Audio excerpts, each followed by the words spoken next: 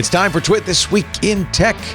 Owen Thomas joins us from the San Francisco Business Times, Doc Rock from YouTube fame, and Wes Faulkner's got a big announcement about a new business he's starting. We'll talk about the latest ChatGPT 5. Winner or loser? Seems like the jury's still out on that one. Tell you who is a loser, probably Perplexity. At least it seems unlikely Apple will buy them. And what Apple cleverly did to ensure no tariffs on their chips. All that and more coming up next on This Week in Tech. Podcasts you love from people you trust. This is Twit.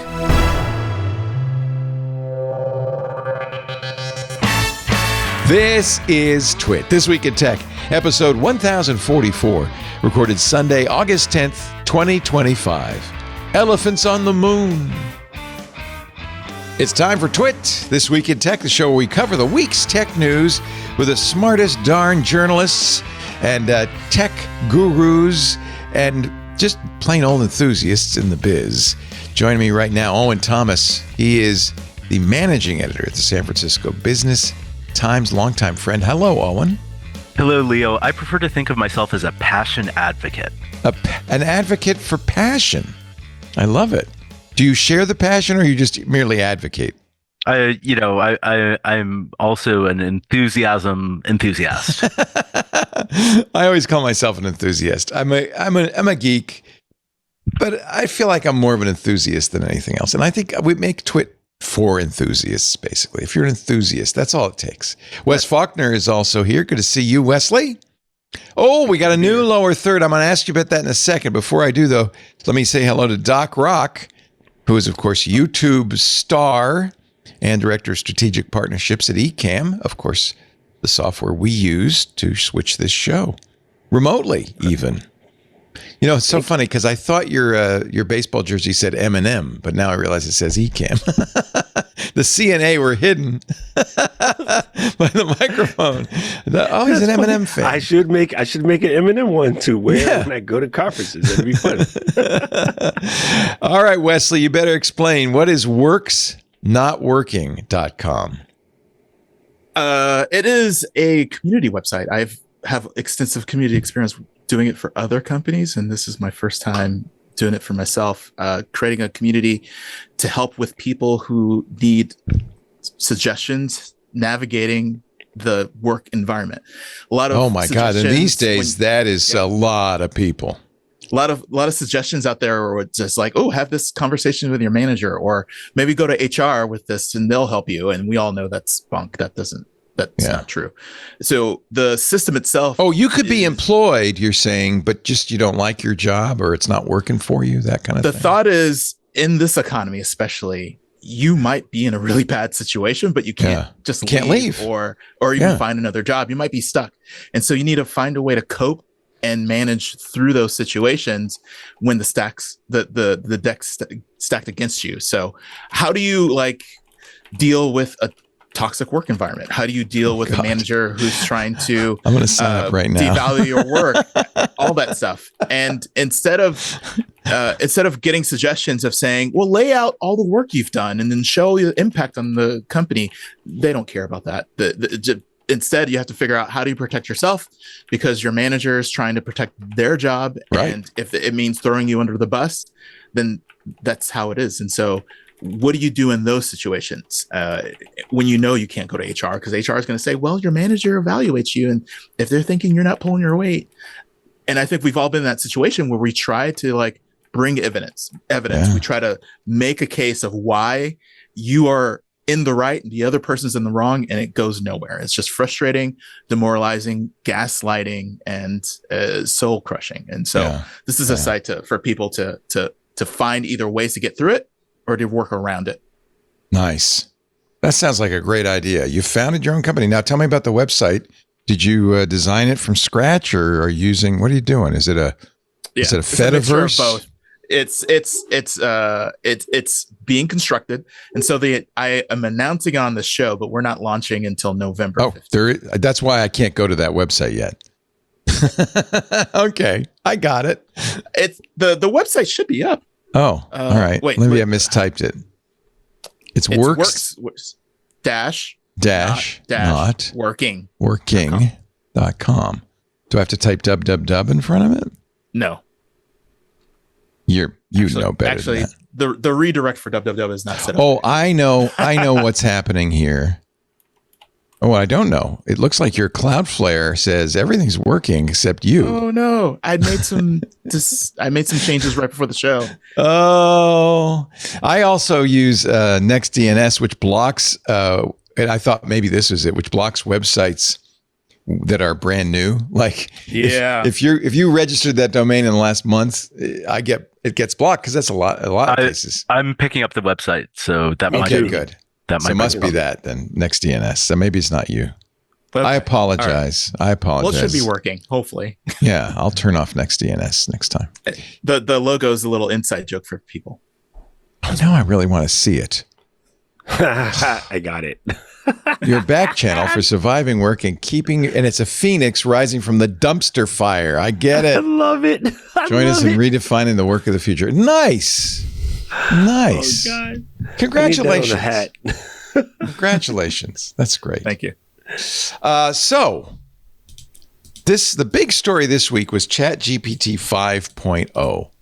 And on, I guess, was it Tuesday or Wednesday? Or no, it's Thursday, I guess. We streamed the very awkward Sam Altman and his team announcing it, showing, by the way, two graphs of its performance that were nonsensical, which apparently I hope they didn't use ChatGPT 5 to design. That's kind of embarrassing.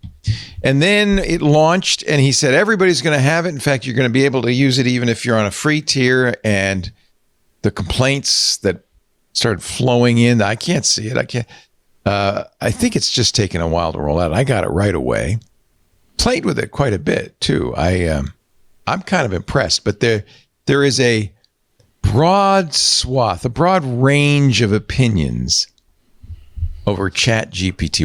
What before I go to Gary Marcus, what do you guys think of it?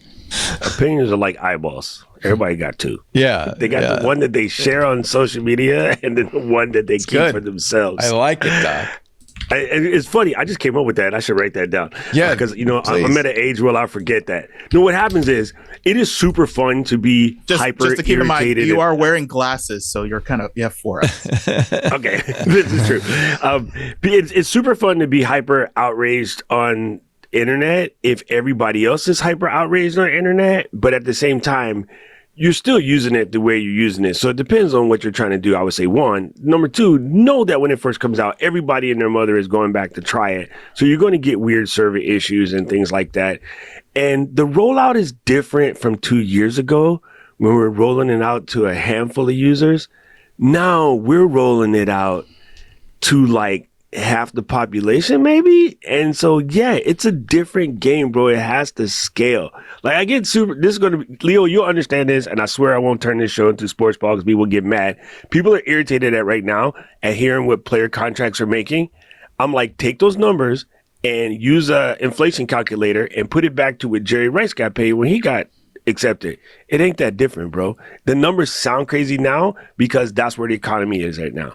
So, well, even more than that, even if it wasn't inflated or it were inflated, these guys make that much money. NBA stars make that much money for their teams. The teams wouldn't be paying it if they didn't get a reward, a profit out of it. They're actually underpaid, by the way. This is Benito. They're actually underpaid. I think they're probably underpaid. Absolutely. They are underpaid. And the only reason why people are mad is because you played, I'm going to say something mean. You played in high school, but you sucked. You didn't make it to college. You didn't make it to the pros. And now you're mad that somebody else is getting paid for the dream that you had. People you are didn't pretty work bad. like they did. And a lot of pros retire in Hawaii, right?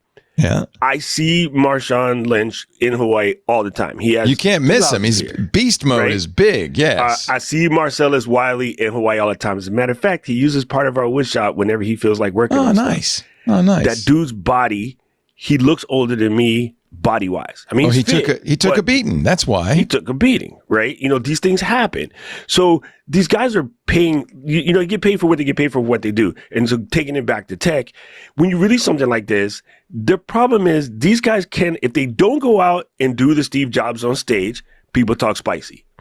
If they do the Steve Jobs on stage, people says, oh, they lied or they overhyped it or they did whatever. The shareholders need them to say one thing, and the users want everything for nothing. So somebody got to give.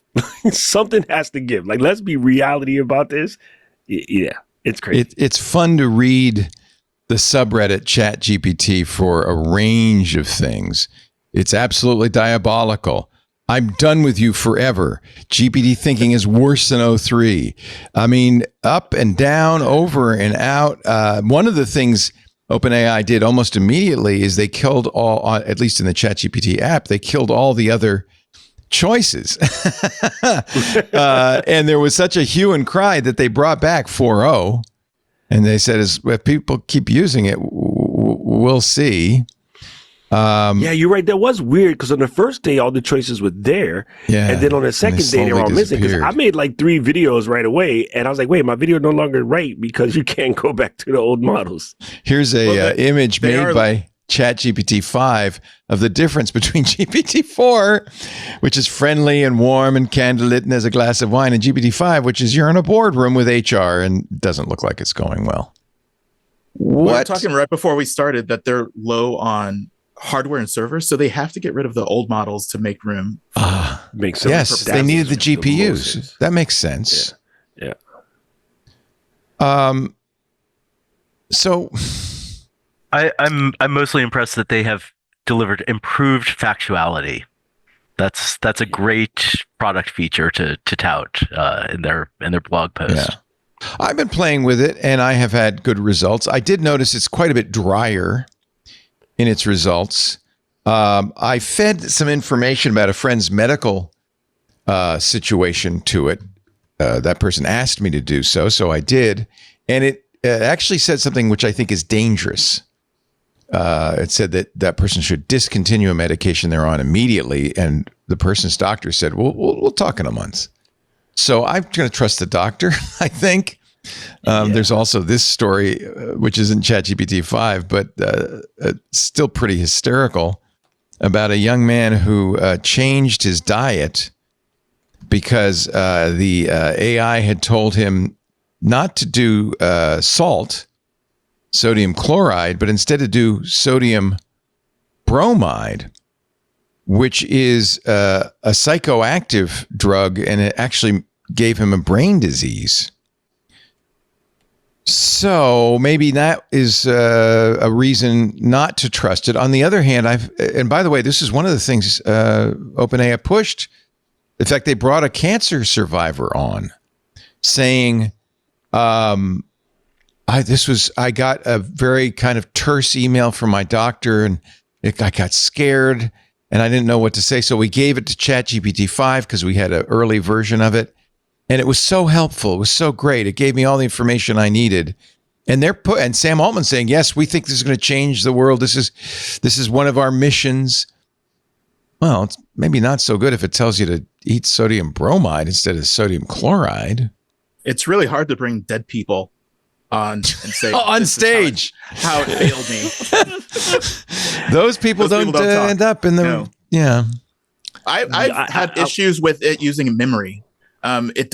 Its memory usage is worse, and for my experience, that might be another thing because they had the resource issues. You think? Yeah, it could be. But 4.0 definitely worked better. But this is like the first iteration. I think Doc was saying like this is going to change. This is going to evolve. They're taking all the feedback.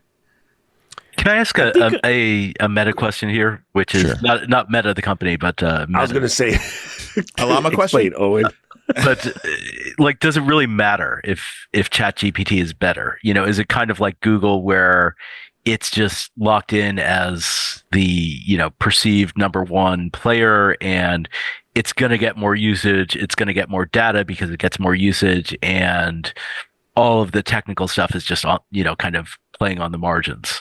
I think it's important for a couple of reasons. One, because Sam Altman hyped it to the sky, even at the beginning of his job. But people believed him. And in the beginning of the talk, he even said, it's going to, before having ChatGPT in your pocket was like having a smart high schooler. Now it's like having a smart PhD in your pocket. And he said, your life will change when you have somebody smarter than you in your pocket. Could make your pants really heavy. But so the hype is part of it. I think also there was even this feeling among accelerationists anyway, that this might be the breakthrough. This might be the one. This might be AGI. It's not, obviously. Yeah. Okay, so the problem with hype, let's cover this because this happens a lot in tech. And I'm a YouTuber, of course, right? I prefer content creator, but I use the words you guys understand.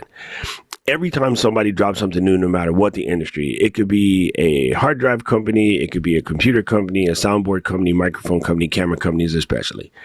Everyone goes in and goes, oh, well, this product was overhyped, it doesn't match the hype or whatever. Now, you and I, Lee, are old school. We remember when releases were pretty much, we learned everything all the same day at the same time. Now there's crazy levels of leakery. And then there's the idea that companies are leaking stuff on purpose. And then there's the ideas where they leak it to the people who are influencers so that they can tell. And then there's the idea, well, the influencers are getting paid, so they're lying. And there's like, well, the CEO lied because they like all of the above are these people's jobs. And this is what they're supposed to do. You are an adult. Your job is to make adult decisions. So when some information is handed to you, it is up to you to decide what to do with it. I had teachers all throughout school who told me that I needed to be a priest and live a Catholic lifestyle. Guess what I don't do today? When I got old enough, I ran, right? You have the ability to make decisions, but everybody wants to blame all these things on stuff instead of them taking responsibility and believing it. So first of all, I need to see receipts on the person that Chat told them to do sodium bromide. And number two, I went to high school. I know what sodium bromide is. I was high in chemistry class, but I remember not to take that. You know what I mean? You know what I'm saying? So like, if you're an adult and you don't know what sodium bromide is, that's on you, dog. We all learned that mess in school. You know what I'm saying? Like, we all had to do the periodic table. So at some point in time, that's kind of sort of on you, right? I think we are giving up too much of our self-responsibility and blaming everybody else for things that aren't going the way it is. And even AI people have always told us at the bottom of every response, it says, I may get things wrong. Double check your answer. It legit says that on every freaking response.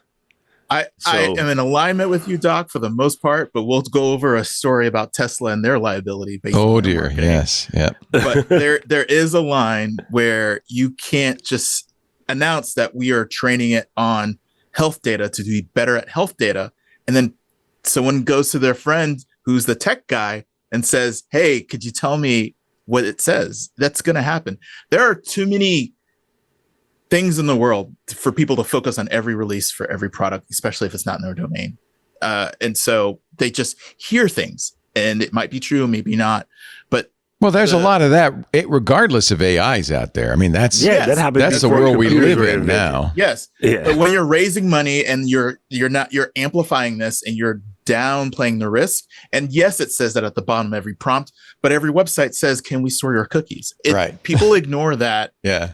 If they think that they are, and it's wild. I agree. It's like people should have some personal responsibility. It's just like think a little bit harder, but sometimes people are busy and they can't. And when you hear like there's an AI revolution, when you hear that jobs are being displaced and people are losing work and being replaced with AI, there is a narrative out there where people are putting too much faith in this because they are not giving equal parts measure of truthful with equal parts measure of hype. And that's the kind of world. I think part of the problem is distinguishing what AI is good at, because it's definitely good at some things, like really good. Like some of the good video, at some things some of the time.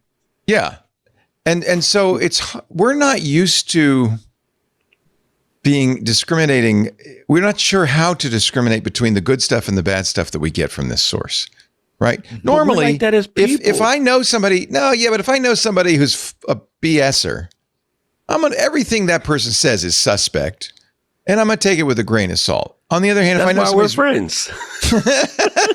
if I know somebody's really smart, that person's going to, when they say things, I may not take everything on face value, but I'm going to give it a lot more credence. In fact, that's why we're friends. This is the warning that going way back, Timney Gebru and Margaret Schmitchell and Emily Bender gave in their Stochastic Parrots paper is that we got to be careful here because people are going to give it more credence because it came from a computer, and there will be misinformation and disinformation that comes out of this machine.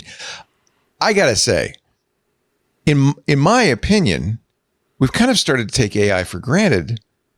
If 5 years ago I had said, here's a thing that's going to generate, this JavaScript code that I wrote yesterday for my Obsidian that works and it's great, it's amazing. Here's a thing that's going to tell me whether my supplements are good and what's missing and what interactions I should worry about. Of course I verified. But if you had told me it's going to do that based on the fact that it ingested a lot of content, turned it into tokens, and then is now basically using probability to decide what token follows which, I don't get how it goes from spicy autocorrect to something that's actually usgoing Yeah, I don't even know how that, I don't think anybody understands why LLMs are so good at what they do. So I'm not going to take it for granted because I'm amazed. Yes, it's not perfect. Yes, there's all these problems. I'm still amazed at what it's doing. Now, I notice also that some of the criticism comes from people with a bent one way or the other. So with a bone to pick. Gary Marcus, who is a AI, we've interviewed him on our AI show, Intelligent Machines. I like the guy; he's smart, but he's made a living debunking AI.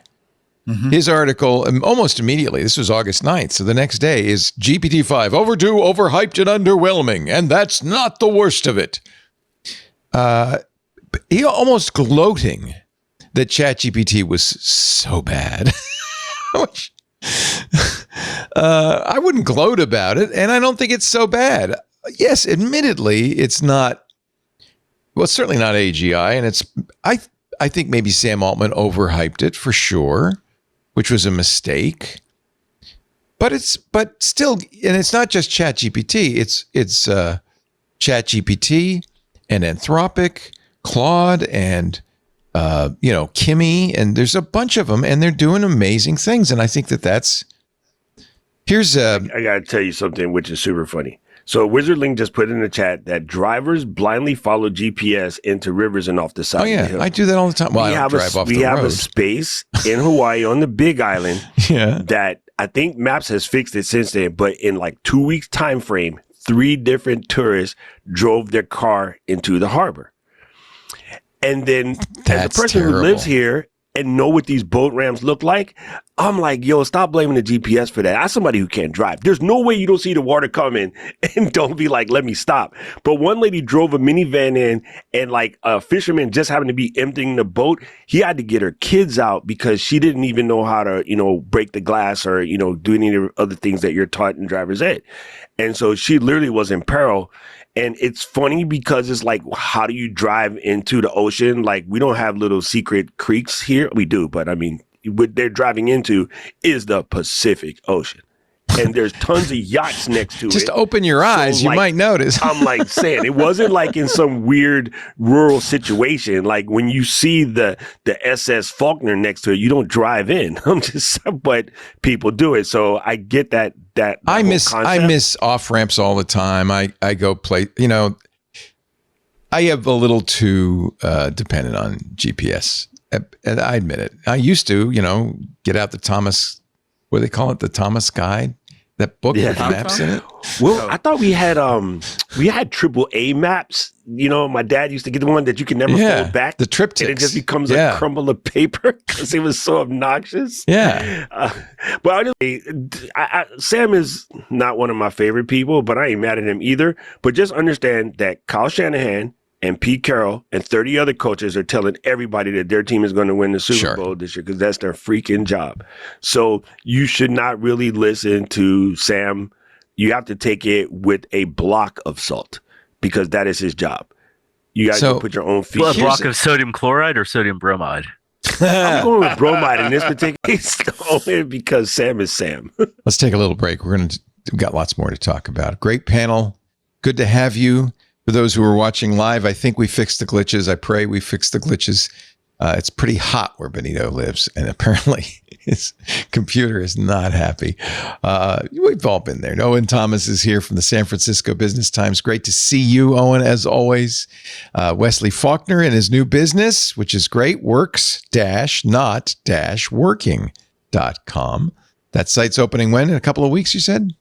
November 15th is the opening day. And what we're doing is it's going to be gated. So those who sign up now for the newsletter to stay up to date will be guaranteed to come in. After that, we will be releasing spots every once in a while for people to join. So get in there and sign up. Nice. Who doesn't work in a toxic workplace after all? And Doc Rock, whose workplace is his home. So how toxic could it be? If you got a rice cooker, my team is awesome though. So I have a comedic workplace. Like everybody on my team, we're just like a big family. Like we rarely have fights. Like we're pretty fun. But you're all remote, or are they all in Hawaii?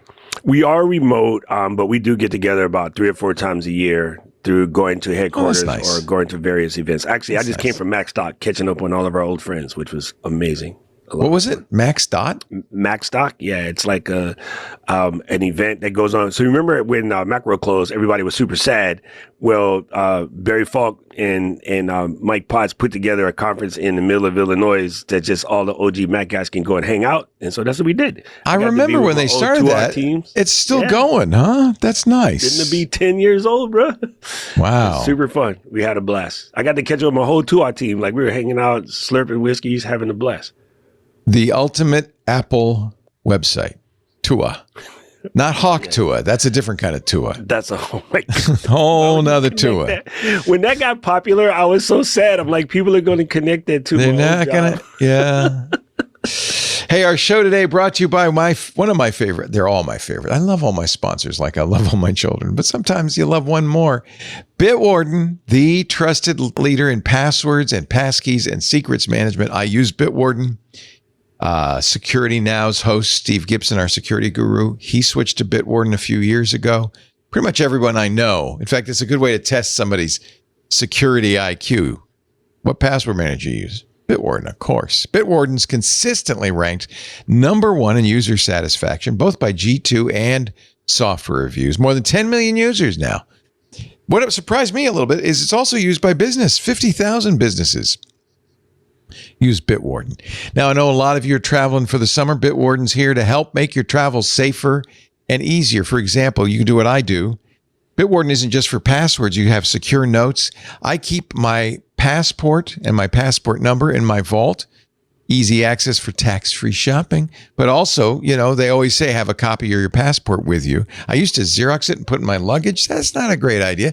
I keep it in Bitwarden now where it's accessible to me and only me should I need it. Same thing with my driver's license, my social security number. Bitwarden's a great way to share secrets. It's also a great way to share secrets with your travel partner. For instance, your hotel lock code or your locker code at the airport. Now, there are a few other tips Bitwarden wants to share because they care about security. Things like while you're in the airport or the hotel and you're using that Wi-Fi, you might want to secure your data, protect against cyber threats.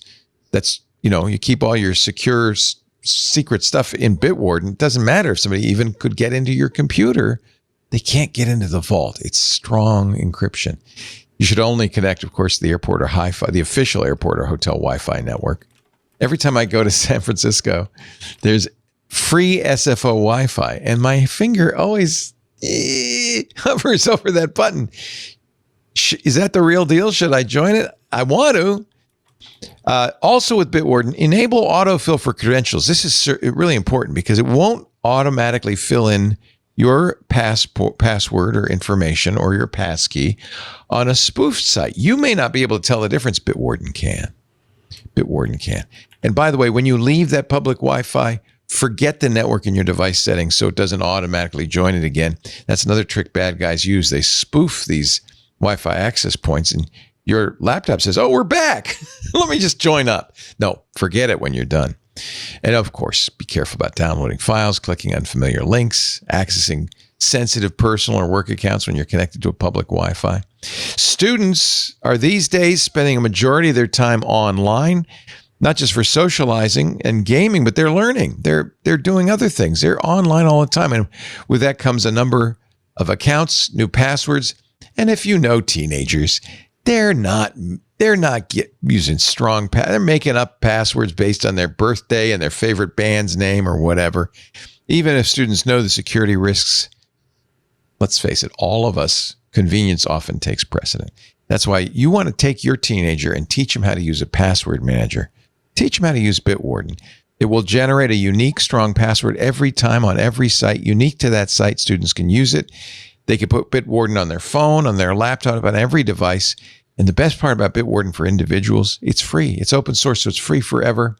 They promised me free forever, unlimited passwords, passkeys, hardware devices. I actually pay a whopping $10 extra a year for a premium account just because I want to support these guys. But you don't have to. And for a teenager on a tight budget, maybe that's a good thing. Absolutely free. There's one other good thing. Nowadays, if you're no cybersecurity, potential employers are going to really welcome that, right? If you say to them at that interview after you graduate, I use Bitwarden. I think it's really important to be secure with passwords. Every company likes to know their employees take password security seriously, because you know what?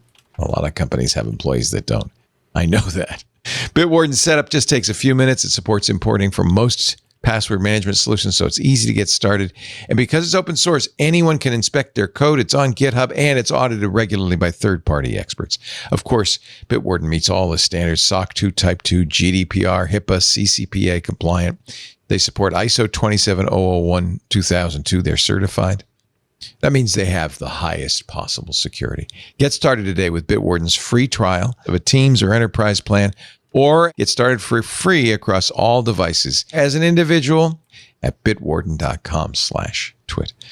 That's bitwarden.com/twit. I use it every day. I love Bitwarden. I'm so happy I have it. You will be too. And we thank them so much for their support of This Week in Tech. Here was a strange AI story. It's not going to be all AI today, but there's one more I wanted to mention. Disney, this is from Mike Masnick writing in Tech Dirt on Friday. Disney spent a year and a half negotiating with Dwayne Johnson, The Rock, to create a digital version of The Rock for the live-action Moana film. They got an agreement, gave him money. The Rock agreed. The technology was ready. Then, according to Masnick, Disney killed the deal, not because they were worried about Dwayne not being happy or privacy concerns. They were worried that the jury's still out on whether you can copyright AI creations. And they were worried that parts of the film, the AI parts of the film, might end up in public domain just because it's created by AI. So they yanked it. I think that's amazing. This is the holy grail of protection of workers. Because if this can happen to Disney, where they're worried about their creations using AI being not copyrightable, what about all these engineers that are getting fired? And those works, software could be free for everyone. Everyone's now open source. Maybe not open source, but open license.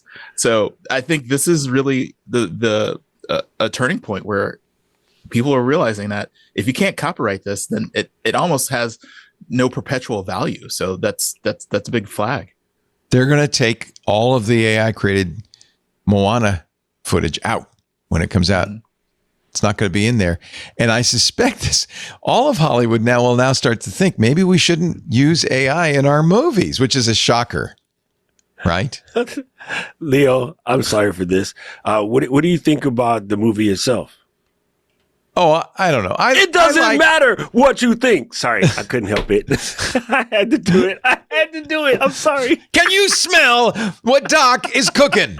That's what I want to know. Oh my God, I was itching to do that. The people I love. You know what? I think The Rock is appreciate great. you. I love The Rock. So do I.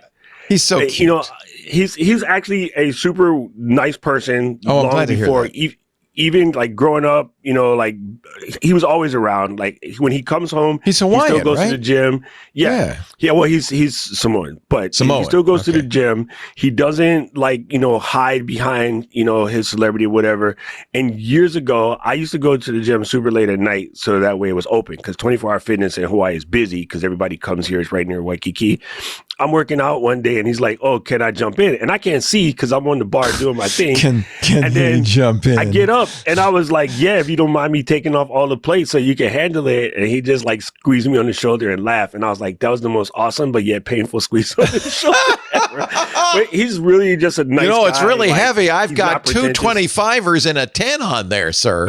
You may not want to try to lift that.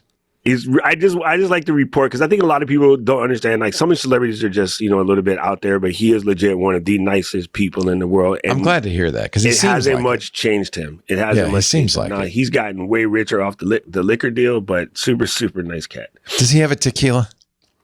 Yeah. Everybody has a tequila. Now, here's an interesting thing, though. Like, so The Rock can license his likeness to Disney for AI use, Right. but then Disney can't use copyright, can't protect that. So, I mean, ultimately, like, are all these likeness deals, especially for like actors who've passed away, to recreate their voices, like, what is, and like, if there's some AI in the mix, but overall it's human created. I think that's probably going to be litigated over the coming years. I'm sure Disney hopes the courts will say, "Oh no, AI creation are well within copyright." But the courts have not said that. I believe what the Copyright Office has said is there's got to be a human author. So if the human author uses AI tools, that does not void their the author has so their what copyright. would that but look you can't, like? I've scanned Dwayne, I've scanned The Rock, and now I want to put The Rock in the movie. If a human, maybe like the voiceover person is protected, but that image, is that protected? I don't think so. I don't know. That's what Disney lawyers are worried about. Wasn't there a monkey photo case some years back? Yes. Yeah. Like where the monkey like triggered the shutter on a camera, and ultimately the photographer said, "I own that picture." And the monkey was like, "Call my agent." Well, you know who defended the monkey? PETA. Oh my God. PETA, the People for Ethical Treatment of Animals, said that the macaque in the picture, this is the picture, owns the rights to that picture. There it is. He shot that. He pressed a button that automatically took the picture, which is a great picture, by the way. The funny thing is that picture actually looks AI, but that one's real. That is another sad side effect of this, is I can no longer tell. And like we were talking about the bunnies jumping on the trampoline. And you had an interesting reaction, actually, Wesley, because I said, well, yeah, nobody knew if they were AI or not. Yeah, I said I didn't care. And you said, oh my God, who cares? The chat wins every time. People, listen, I'm going to do a quick commercial for Leo about Club Twit and why you need to be in there. Yeah. Because the chat They wins. have me jumping on a trampoline. They also have me, by the way, and this is not AI. That is a 50-pound dumbbell which is it has a strange geometry though, doesn't it? It looks like it's kind of a curved dumbbell. Oh my God, Swole Leo is the best. Swole Leo. Here's some video of, is this AI or not? Foxes jumping on a trampoline. I don't know. You say, Wesley, who cares, right?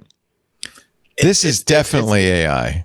I remember when my kids were young and they would watch television and they couldn't tell the difference between the news and a movie, which was real, which was not.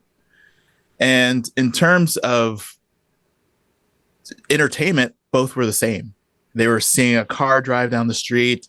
They look out the window and they see a car down the street. They look on TV, they see a car down the street. They look on my phone and they see the car driving down the street. If they think it's a funny looking car, they're going to laugh no matter what way it's presented to them. The question is, when you start using that information to inform what you do next, or where to invest your money, or who to fire, that's when it's a problem. If it's no one's making a decision saying we are going to invest in trampoline stocks because these bunnies are having so much fun. If that's not part of the calculation, it doesn't really matter. That's kind of true. Perplexity and a little bit of hot water for a couple of reasons. So, and one of them I'm not sure is a good reason. Cloudflare, which is a company that protects a lot of, we've interviewed actually their former CTO, John Graham Cunning, many times. He was just on Intelligent Machines a couple of weeks ago. He's on the board now, no longer CTO. But that was to talk about a new product that they had for websites. You know, Cloudflare often, in fact, it's in between me and your website, Wesley. You use it to protect yourself against DDoS attacks.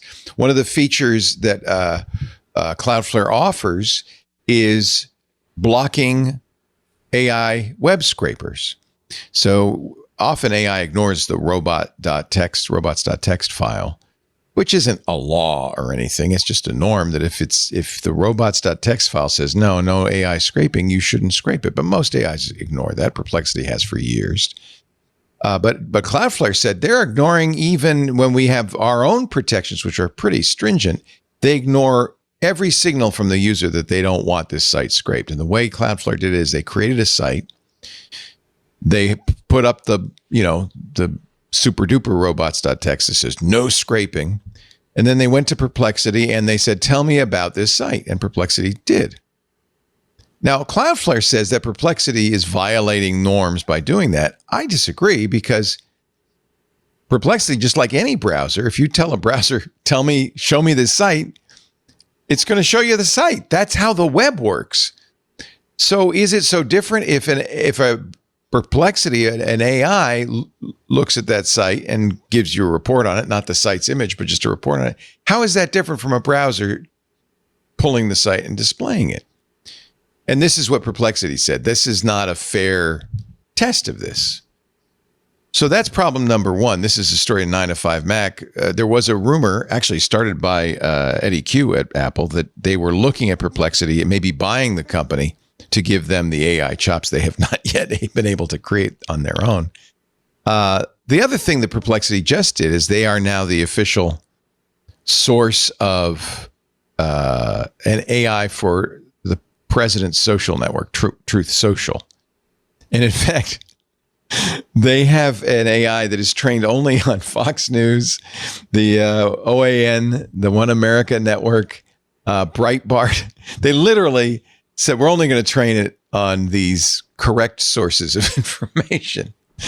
So I don't know. Do you guys use Perplexity? I've been a big Perplexity fan for a long time. This gave me not the Cloudflare story, but this gave me a little pause. I've been a big Perplexity fan for a minute because first I ignored it, but then I got it for free when you did something stupid like buy a rabbit. And then I've been messing with Comet, and Comet is pretty cool. Like, you can do some really cool things. Yeah, that's their browser, which I've been using. Yeah. But it has what AI you built just said, in. just like, that's just like finding out that, like, your brother-in-law's in the CIA or something like that. You just ruined my life. I just worry that they're willing to take their search engine and their AI, it's an AI/search engine, and slant it in that way.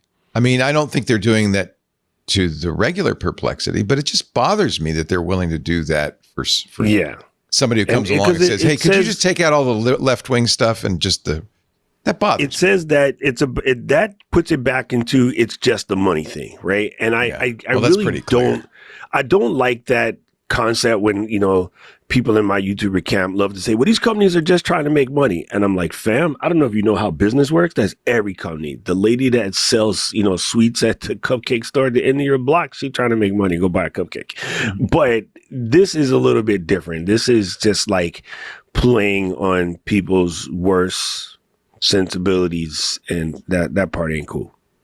I think it would not pass an IRB in terms of a study to see how the effects of this works. But I could totally understand that you can white label a product when you have a contract and you like. Yeah, that's what it is basically, isn't it? Yeah. But I also wanted to touch a little. They're bit not. By the way, they're not hiding their participation. They put out a press release. I mean, I would find it interesting to see how that turns out. We saw what happened with Grok when they tried to de-wokeify it, and all the stuff that was considered truth.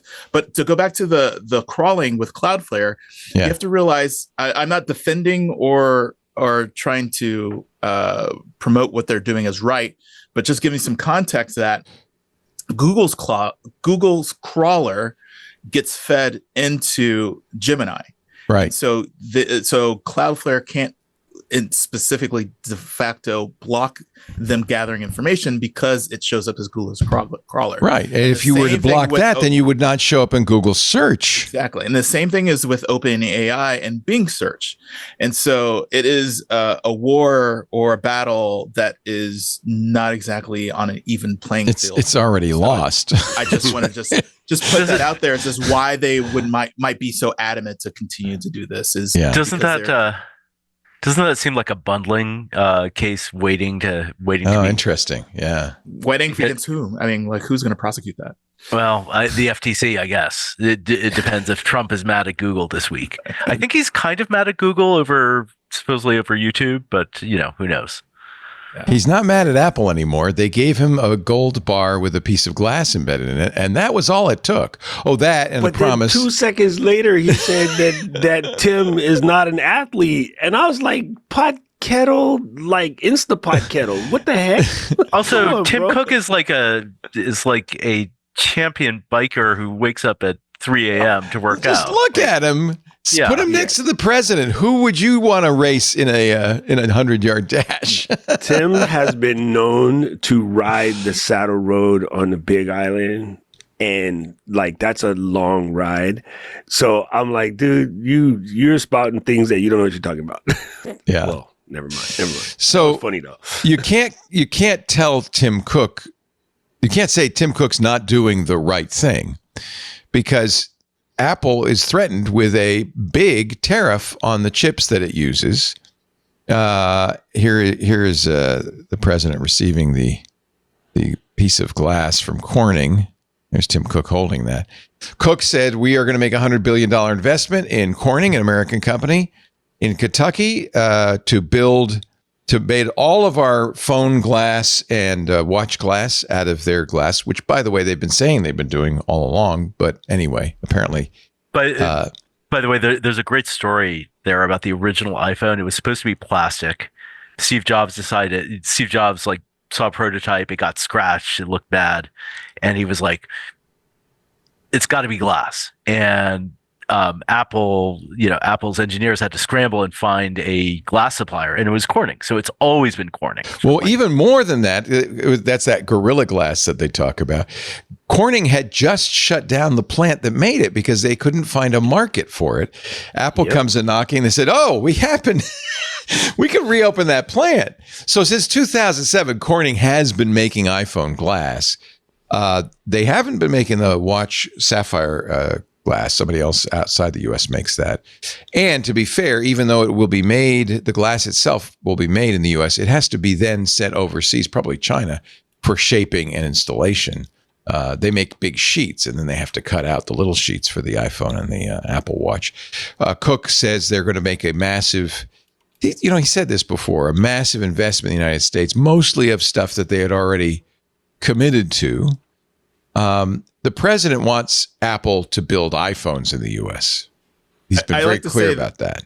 It's a master stroke by Tim, because from everything that I've read about the $500 billion investment, they're all contingent on other partners or players. Yeah. Meaning that Cook is very good they at this. fall through, they can't, Corning didn't make enough, so we didn't pay them enough. So but it's all, if it's assuming that we sell 1 billion iPhones, then that's when we'll have like 500 billion. And it's all based on other people that they don't have control over. And that's where the estimates are coming from.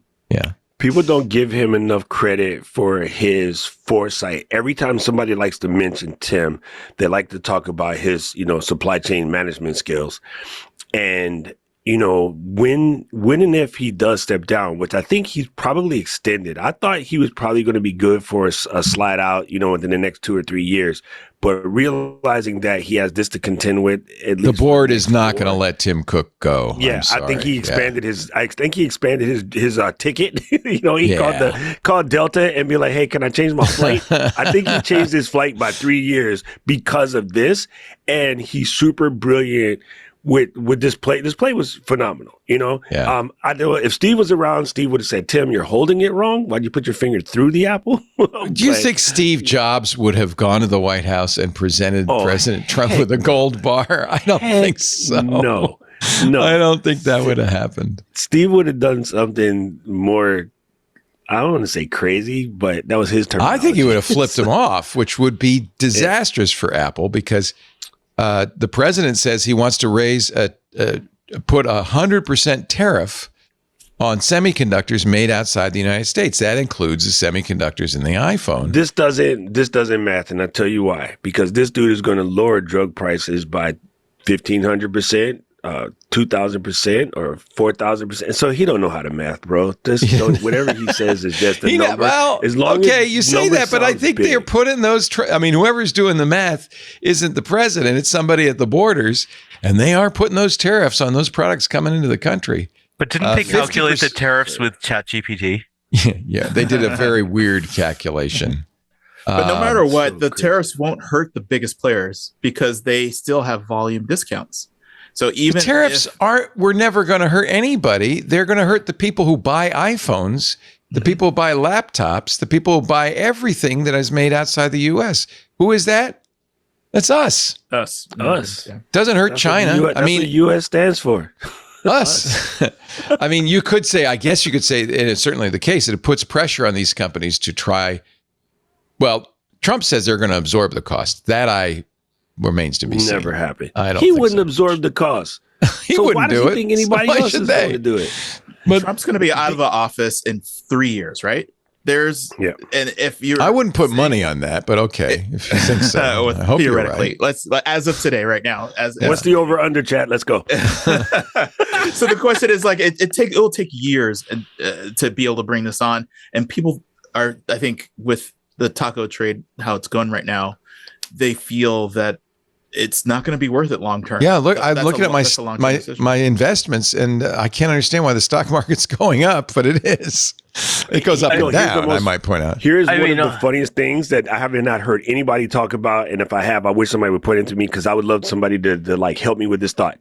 So we want to bring manufacturing back to the U.S. Fine, whatever. And the way we're going to do this is by embarking all these tariffs and everything. Okay, whatever. That's your play. But we're going to take education and blow up the Department of Ed. And then we're going to how do you get the bodies and the brain power to work at the type of factories you're asking to come home if in this same stroke you're going to blow up education? If anything, this should spark the idea of wanting to bring STEM and put money in STEM, put money in other forms of education that would eventually get to that. And if it was a long play, I think I would be on board. But you just ain't making no sense, bro. Again, the math don't math. We still have immigration. So sorry. Never mind.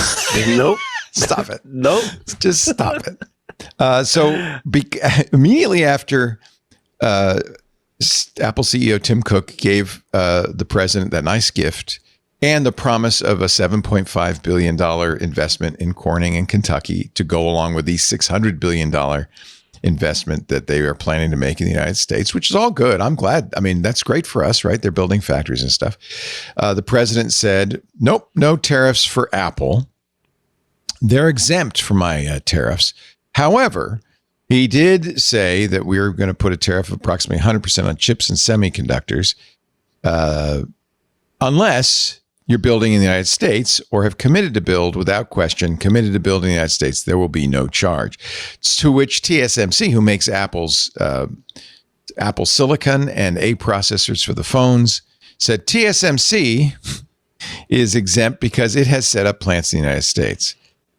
So, they say we're exempt, but I don't think that's the final authority. Anyway, we'll watch with interest. Until he says, is just more uncertainty. Ties to China, we're going to force them to resign. Well, isn't that a story? Here's what they should have said. They should have said the T in TSMC is now Trump. Then you're Trump. Yeah. You're covered. You're Yeah. covered. All you gotta do is put his name on it, and you're covered. Unless it's Eric. That is, by the way, one of the most interesting stories this week. The president has urged Lip-Bu Tan, the new CEO of Intel, to step down. He says Tan has investments in companies in China that are associated with the Chinese military. The CEO of Intel is highly conflicted and must resign immediately, said Trump on Truth Social on Thursday. There's no other solution to this problem. And he always writes this, thank you for your attention to this matter. I don't know why he writes that. I don't understand. Thank you for your attention. That's his Grok AI that did that. It's weird. He doesn't know how to say things. The post came after Tom Cotton, the Republican Tom Cotton, asked the chairman of Intel to answer questions about his ties to China. He is apparently Chinese. He looks Chinese, and that's all that matters, right? I don't know. He's got a Chinese name, including investments in the country's semiconductor companies and others with connections to the country's military. Tan said in an emailed statement to employees at Intel later that day, there's been a lot of misinformation circulating about my past roles at Walden International and Cadence Design Systems. Cadence is a U.S.-based company, but which he ran for 10 years, but he sold products to a Chinese military university. In fact, the company pled guilty last month for violating U.S. export controls by selling hardware and software to China's National University of Defense Technology. Tan says he's always operating within the highest legal and ethical standards. Quote, we're engaging with the administration to address the matters that have been raised and ensure they have the facts. What can you say? It's headline making, I guess, and that's the main point. I mean, it does, it does move the stock, and that's going to be of concern to investors. Well, Intel's in deep trouble no matter what, right? Mm-hmm. I mean, if the board feels like he's compromised, not necessarily because of this, but just because he has the ire of the president, they could just kick him out because of the thought that, hey, we might need a bailout from the government. We might need some other investment. And so we should, just like Paramount and all these other companies, they might just say like, we need to make sure the company itself is safe, and just this might be the fall guy. Yeah. And their Tempur-Pedic laurels had been long upset. So, they're already, like Owen said, they're already in trouble. Oh, they're in deep trouble. It's terrible. All right, let's take another break. Lots more to talk about. You're watching This Week in Tech with the doctor himself, Doc Rock, the doctor of rock at youtube.com. How can I get the Apple shirt, bro? You know I'm an Apple fanboy, but this taking it just one step higher. Yeah. Did they haven't hit 4 trillion yet, have they? I know Microsoft and Nvidia did. Is Apple closing in on it? Actually, Apple's stock went down, I think, after the tariff threat. Oh, it went down after giving the glass plaque up. We'll find out after the phones come out. I just got to say I love the shirt. That's all.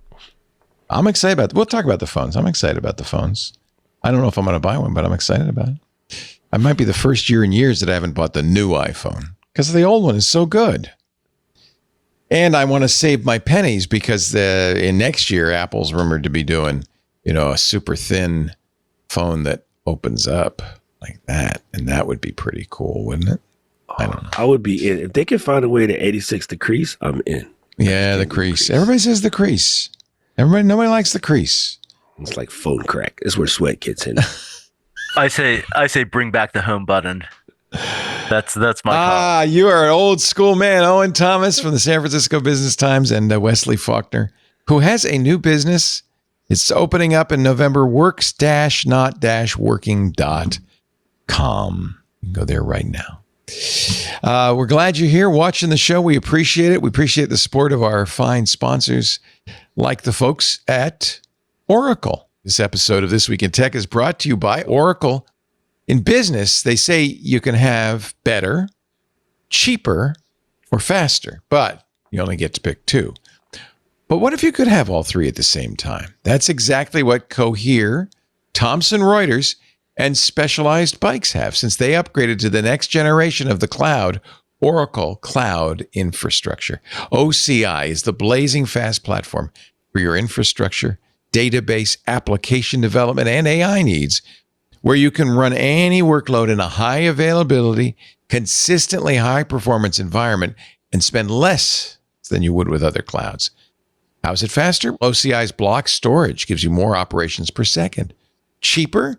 OCI costs up to 50% less for compute, 70% less for storage, and 80% less for networking. Better? In test after test, OCI customers report lower latency and higher bandwidth versus other clouds. This is the cloud built for AI and all your biggest workloads. Right now, with zero commitment, try OCI for free. Head to oracle.com/twit. That's oracle.com/twit. Thank you, Oracle. Moving right along. Actually, it's going to be interesting to see what happens with Apple in a month. They've got new phones coming out. Rumors are they may have to raise the prices due to tariffs, but not as much as maybe they could. They're not. They are. It looks like going to absorb some of it. In fact, Apple's amazing quarterly results last week showed they have a 49% margin. So they could get 40% and still be pretty happy, I would think. Apple has decided to, because of this threat of tariffs, work with Samsung to build the iPhone image sensors in Texas. For years, Apples have used Sony sensors to great effect. They have the best cameras, everybody agrees. But Samsung makes some pretty nice sensors. In fact, this Samsung Galaxy Fold I have here has Samsung sensors in it, quite nice imagery. And one of them is 200 megapixels, binned, but still, Apple would presumably get that sensor. Samsung is building chips for Tesla as well over the next few years, $16.5 billion deal for that. Just keep in mind that the use of the tech, though, is like a few, maybe not one, like multiple far generations, but it's not cutting edge technology. That is, it's the legacy. They call it legacy nodes. It's not the main processor. It's the other processors. But every phone has a number of processors in it. Right. I'm just saying that if people are expecting that things will be primarily made here anytime soon, even if they are able to get to the same level of technology, the amount of quantities, the volume still won't be there for a bit. Apple's struggling a little with AI, although after the reception of ChatGPT 5, I think Apple may be saying, "Yeah, it's good we're not involved in all of that." There's a big brain drain going on. Meta has stolen at least 4 of their top researchers from Apple AI. Mark Gurman, in his usual Sunday newsletter, his Power On newsletter from Bloomberg, is talking about how Apple does want to use AI and its next generation Siri to control the phone. You'll be able to talk to Siri and have it do things on your phone using app intents. What do you think of this, Doc? You follow this space. Man, I'm waiting. This is all I'm waiting for. I'm waiting for app intents to do the one. Okay, this is going to sound really crazy because I should know better and I've done this forever, but time zones are time zones and I don't change. When Nito hit me up the other day and said, "Hey, can you fill in?" I was like, "Yeah, no problem." And I forgot to put it on the calendar. So I get up this morning and then I was like, well, there's nothing F1 happening today. So let me see what I got to do to get ready for the show. And I was going to get ready an hour early. And I was like, "Yo, Siri, what time am I supposed to be on Twit today?" And she was like, "What's Twit?" I was like, "Dang it." So I had to go and dig back in and pull up the Excel sheet and realize, 11 your time, 11 my time, 2 p.m. your time. And I, adjust it. But like Siri should be able to do that. And Absolutely. I've done this. I've sat in this chair enough times that she should be able to look at my calendar and go based off of, Mercury not being in retrograde, but this time of year, you and Leo are X many hours apart. In October, you and Leo are X many hours apart. I bet you could ask the right time. ChatGPT 5 that. No, because then it would have told me if I wanted to be on. But say you need more sodium bromide in your diet. Is what it would have. I or worry. Sodium pentothal. Yeah. I worry that this is going to get spammy. Look at notifications. Notifications were super useful, and then now they're my useful notifications. Now. My notification screen is just like a Oh, nightmare. we're not supposed to talk first about of all, it, but turn the new off update. Oh, so good. Turn off all notifications anyway, right? The notifications are terrible. But I do like the notification summaries, not because they're good or accurate. They're hysterical. Yes, they are. It's a little bit of comedy every morning when I open my phone. It's what it gives us for summaries for what's going on in our They're Slack. hysterical. I sometimes screenshot them because they're absolutely funny. Yeah. It goes, Yeah. there's worry over, such and such. And I go in, it's like, that's not what they said. Yeah. but I do feel like the notifications, there's a new feature, in which we'll all find out more in September, but it's called Reduce Interruptions. And Reduce Interruptions has been freaking phenomenal as far as like not bothering me with stuff that I don't pay attention to, but giving me the stuff that I need. And hopefully that gets better as we get this AI thing. I actually am coming around. I did put the public beta of iOS 26 on my phone and iPad 26 on my iPad and even Mac OS 26 Tahoe on my Macs. And I'm coming around. I'm not crazy about the gel. I feel like I'm looking through breast implants at everything. I don't like that part, but other than that, all right, now let me explain. Here's a summary that I just got from, it says Amazon delivery attempted, secured pets, turn on light, delivery completed. Here's another one from The Atlantic, FBI on Epstein client list. Oh wow! That's the eat, shoots, and leaves, the comma placement, right? I love it. I don't know what it means. I don't care. I know I can open it and I can find out. It just makes me happy. It's like I've just been liking the ones in mail. The mail ones have been the best so far, and I do like the reduced interruptions. But here's the thing about Apple, and we've known this forever, and it's never going to change. And people just keep wishifying it to change. They will come out of the gate last, and then okay, here we go, exhale, and then just take over. So I don't care if it takes them 2 more years to get it right, as long as they get it right. Because right now, we started the show off talking about how everybody else is screwing it up, right? Perplexity is screwing it up. GPT-5 and openAI is screwing it up. So if Apple comes in like, 2027 and be like, here you go, here's what we meant, or here's what you actually wanted, I'm cool with that. Like, I don't mind being in last place to the I just think it gives the iPhone a little personality. It's not a great personality, but it's kind of, it's like, I got a little imp in my phone making I still crap laugh up. at how many times Siri disappoints me. And I'm like, better, dude. Why did you even bother to ask her All that? I could do is 'Cause laugh. she Lisa don't swears. know. My wife swears at it. She is like, there is Your not wife a swears at moment. me. Well, no, but yeah, you're right. Instead of swearing at me, she swears at Siri, which is good. That's an improvement. You have an Android phone. I know. Don't show off. Are you excited about the next Pixel? Are you going to buy a Pixel 10? No, absolutely not. No. I generally am a Pixel person. I love the phones. They are a little shaky with their new processor because they're doing a new one in-house. The reason why I probably won't upgrade is not because of not wanting it or thinking it looks cool. It's all of the firing that I saw of the Pixel staff and employees makes me feel wary that they're either going to find issues before it ships, fix issues before they ship, or after it ships, being able to fix them on time.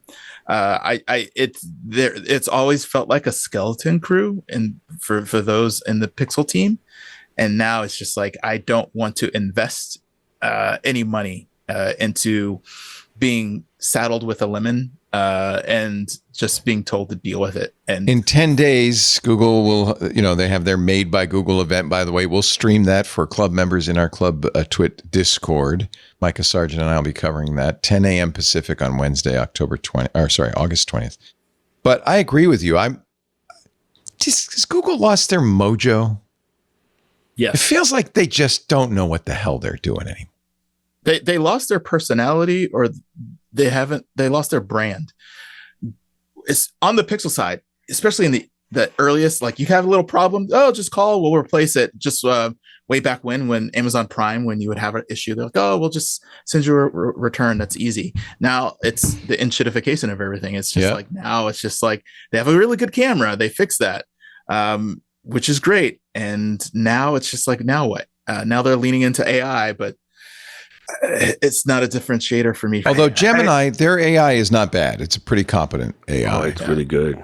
Yeah. AI Studio can do something. You could download that on any phone. It's well, that's why I wouldn't worry if I were Apple, because you can use any of the AIs on your iPhone, right? You don't need Siri. Here's my worry about Siri becoming, hey Siri, put a comment on Doc Rock's latest video. You rule, Doc.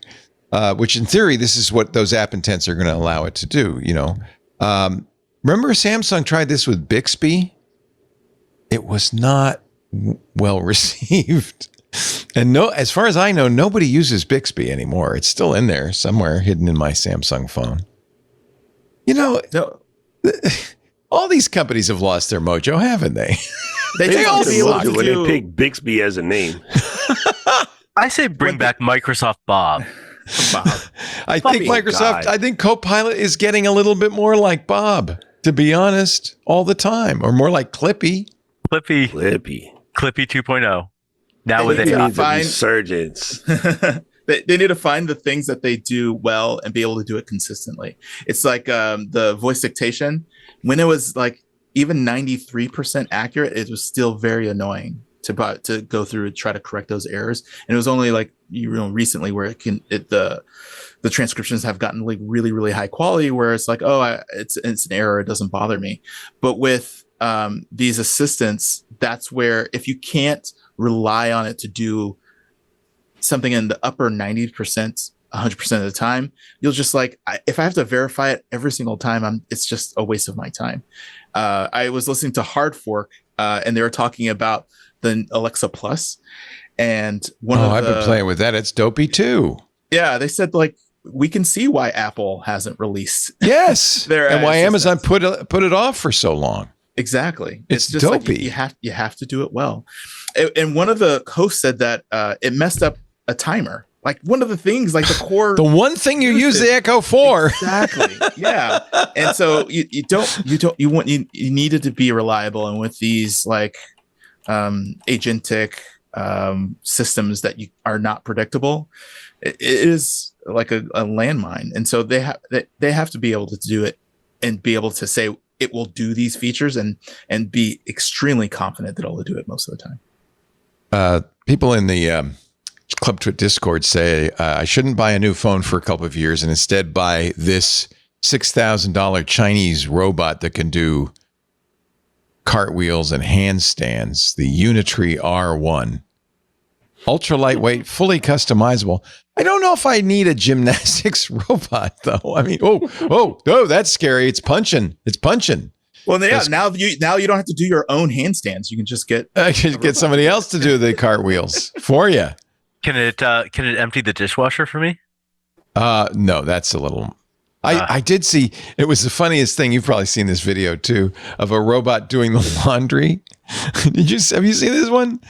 And I don't know. It might be the Unitree. Someone kept putting more laundry in the basket. Yes. Yeah. And the robot moves at an infuriatingly slow pace because it's a robot and it takes each piece of. It's like a 100-year-old man going. Yeah. And not checking the labels. No, we didn't know if it's colored, if it's delicates. That's my brassiere you're putting in there. And it puts it in, and then it goes and it takes another one. Yeah. By the way, they never show it starting the laundry. I can put the laundry in the washing machine. That's not where I need help. They never show it starting the laundry, putting it in the dryer, taking it out of the dryer, folding it and hanging it up. They don't show it do that. I just need the folding part. I would have been cool. See, that's what so I think Wesley talked about this at the very, very beginning of the show. We're trying to do too much with these things instead of doing something, then add a little more.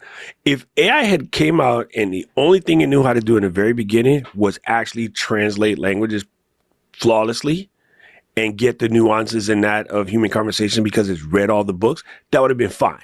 But they couldn't leave it at that. They had to show all the other thousands of things. Here's the 85 use cases. If they had to check it off a little bit at a time, we would have been totally fine. It's pretty good at translation, though, right? Yeah, oh, it's actually relatively amazing at translation. It's doing so much better.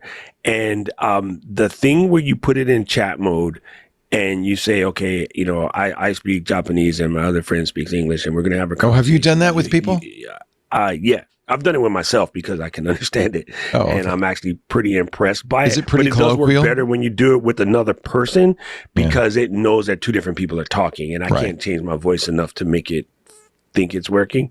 So it is absolutely incredible at that, and it will only get better. And now, because it works so well, there's a bunch of companies selling like translator earbuds and things like that, which kind of helps. Or as I'm still holding out hope for, augmented reality glasses that can translate in real time for you while you're wearing them. So you don't. The new Meta update does a good job of like looking at signs and helping you read what they do. I think it's 17.0. I think.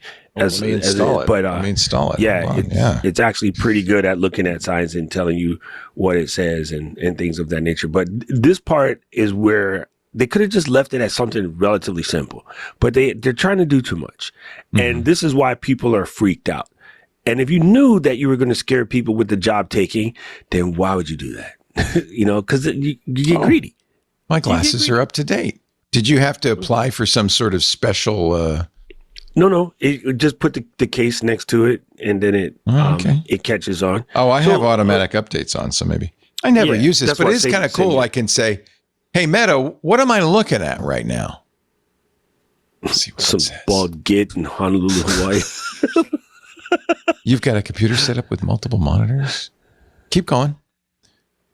Oh, can we agree that? Oh, it's telling you. Go ahead. Oh, I'm sorry. Oh, can we agree that Meta's AI on Facebook.com is terrible? Everybody says it's terrible. I've never used it. What does it do? The post summaries are just ridiculous. There's no sense of context, and there's no evidence that the AI is interpreting the post correctly. So not the same delight as the summaries on the iPhone. No, not. I mean, it's not. It's not even that hilariously bad. It's just annoying too because Meta's kind of shoving it into the interface. I've never used. Oh, is this on the mobile app or the website? Usually, I'm using Facebook on mobile, so you see it under a post. Meta AI offers kind of prompts to for discussion based, quote unquote, based on the post and comments, and they're just really bad. Oh, and then you see, oh my God, you just mentioned something that's incredibly true.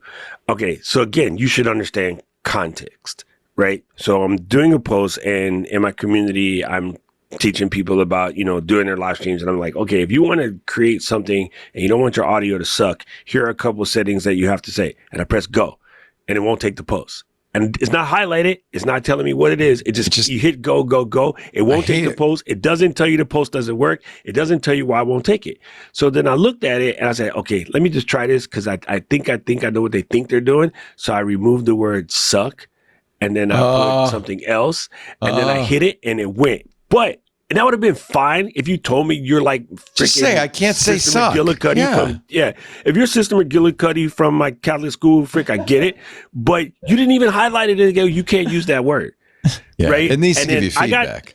I got in Facebook jail for telling my brother, dude, if you post that picture of me in that outfit, I will kill you. And I got in Facebook jail.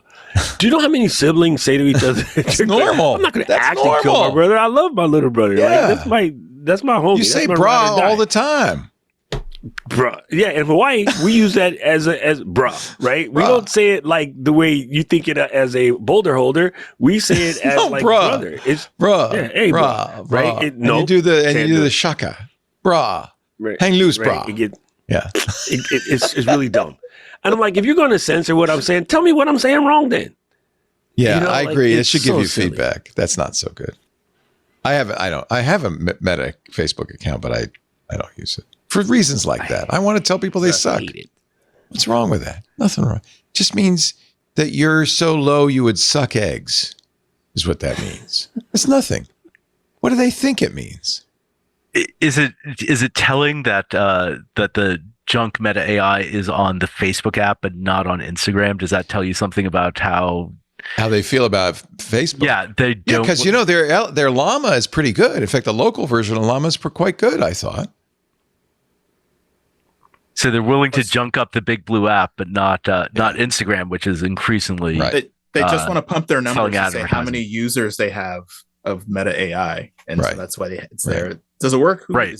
No, I think Wes. Who I think cares? you're exactly right. Like Yeah. it's just a kind of ego user number play. Yeah. All right, let's take a break. We've decided now the entire tech world sucks. Can't say that.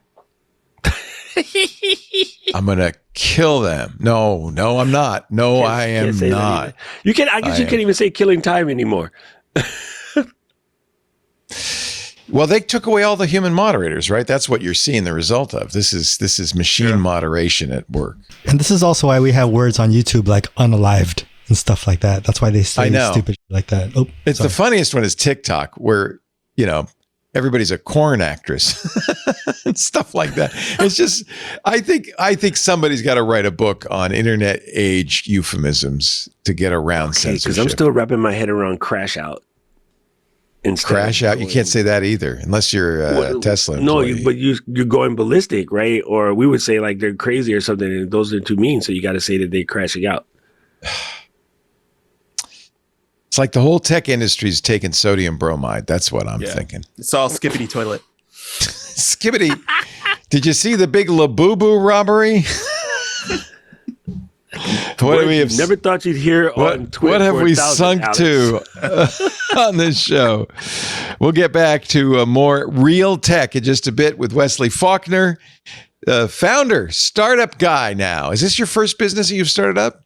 It's my first one that's actually going to ship. I mean, I did try one before, but it never got to the Well, you didn't have AI to help you. Yeah. So this is also my bag. This is community. So I Nice. Really It's totally your thing. Yeah. Thousands of dollars worth of Labubus stolen as toys' popularity continues to soar. On World News Tonight. Also here, do you have a Labubu doll, Doc Rock? Freaking not. And I don't. Listen, I do have nothing against collecting things that don't make any dang sense, because although I've taken a lot of them out of the shot, I have so many of these little like Star Wars doohickeys around here. I have no room to talk. But no. I love when you read in the newspaper where they say the Labubu dolls, which are creatures with 14 teeth, and I mean they try to describe it like you can somehow make sense of the phenomenon. Anyway, enough of that. Also with us, I need Owen to take Thomas. a break. Are we to Labubu? So Go cuddle your Labubu. We'll be managing editor of the San Francisco Business Times. Great to have all of you here on a hot Sunday afternoon or morning or whatever it is, evening for you. Our show today brought to you by ExpressVPN. This is timely.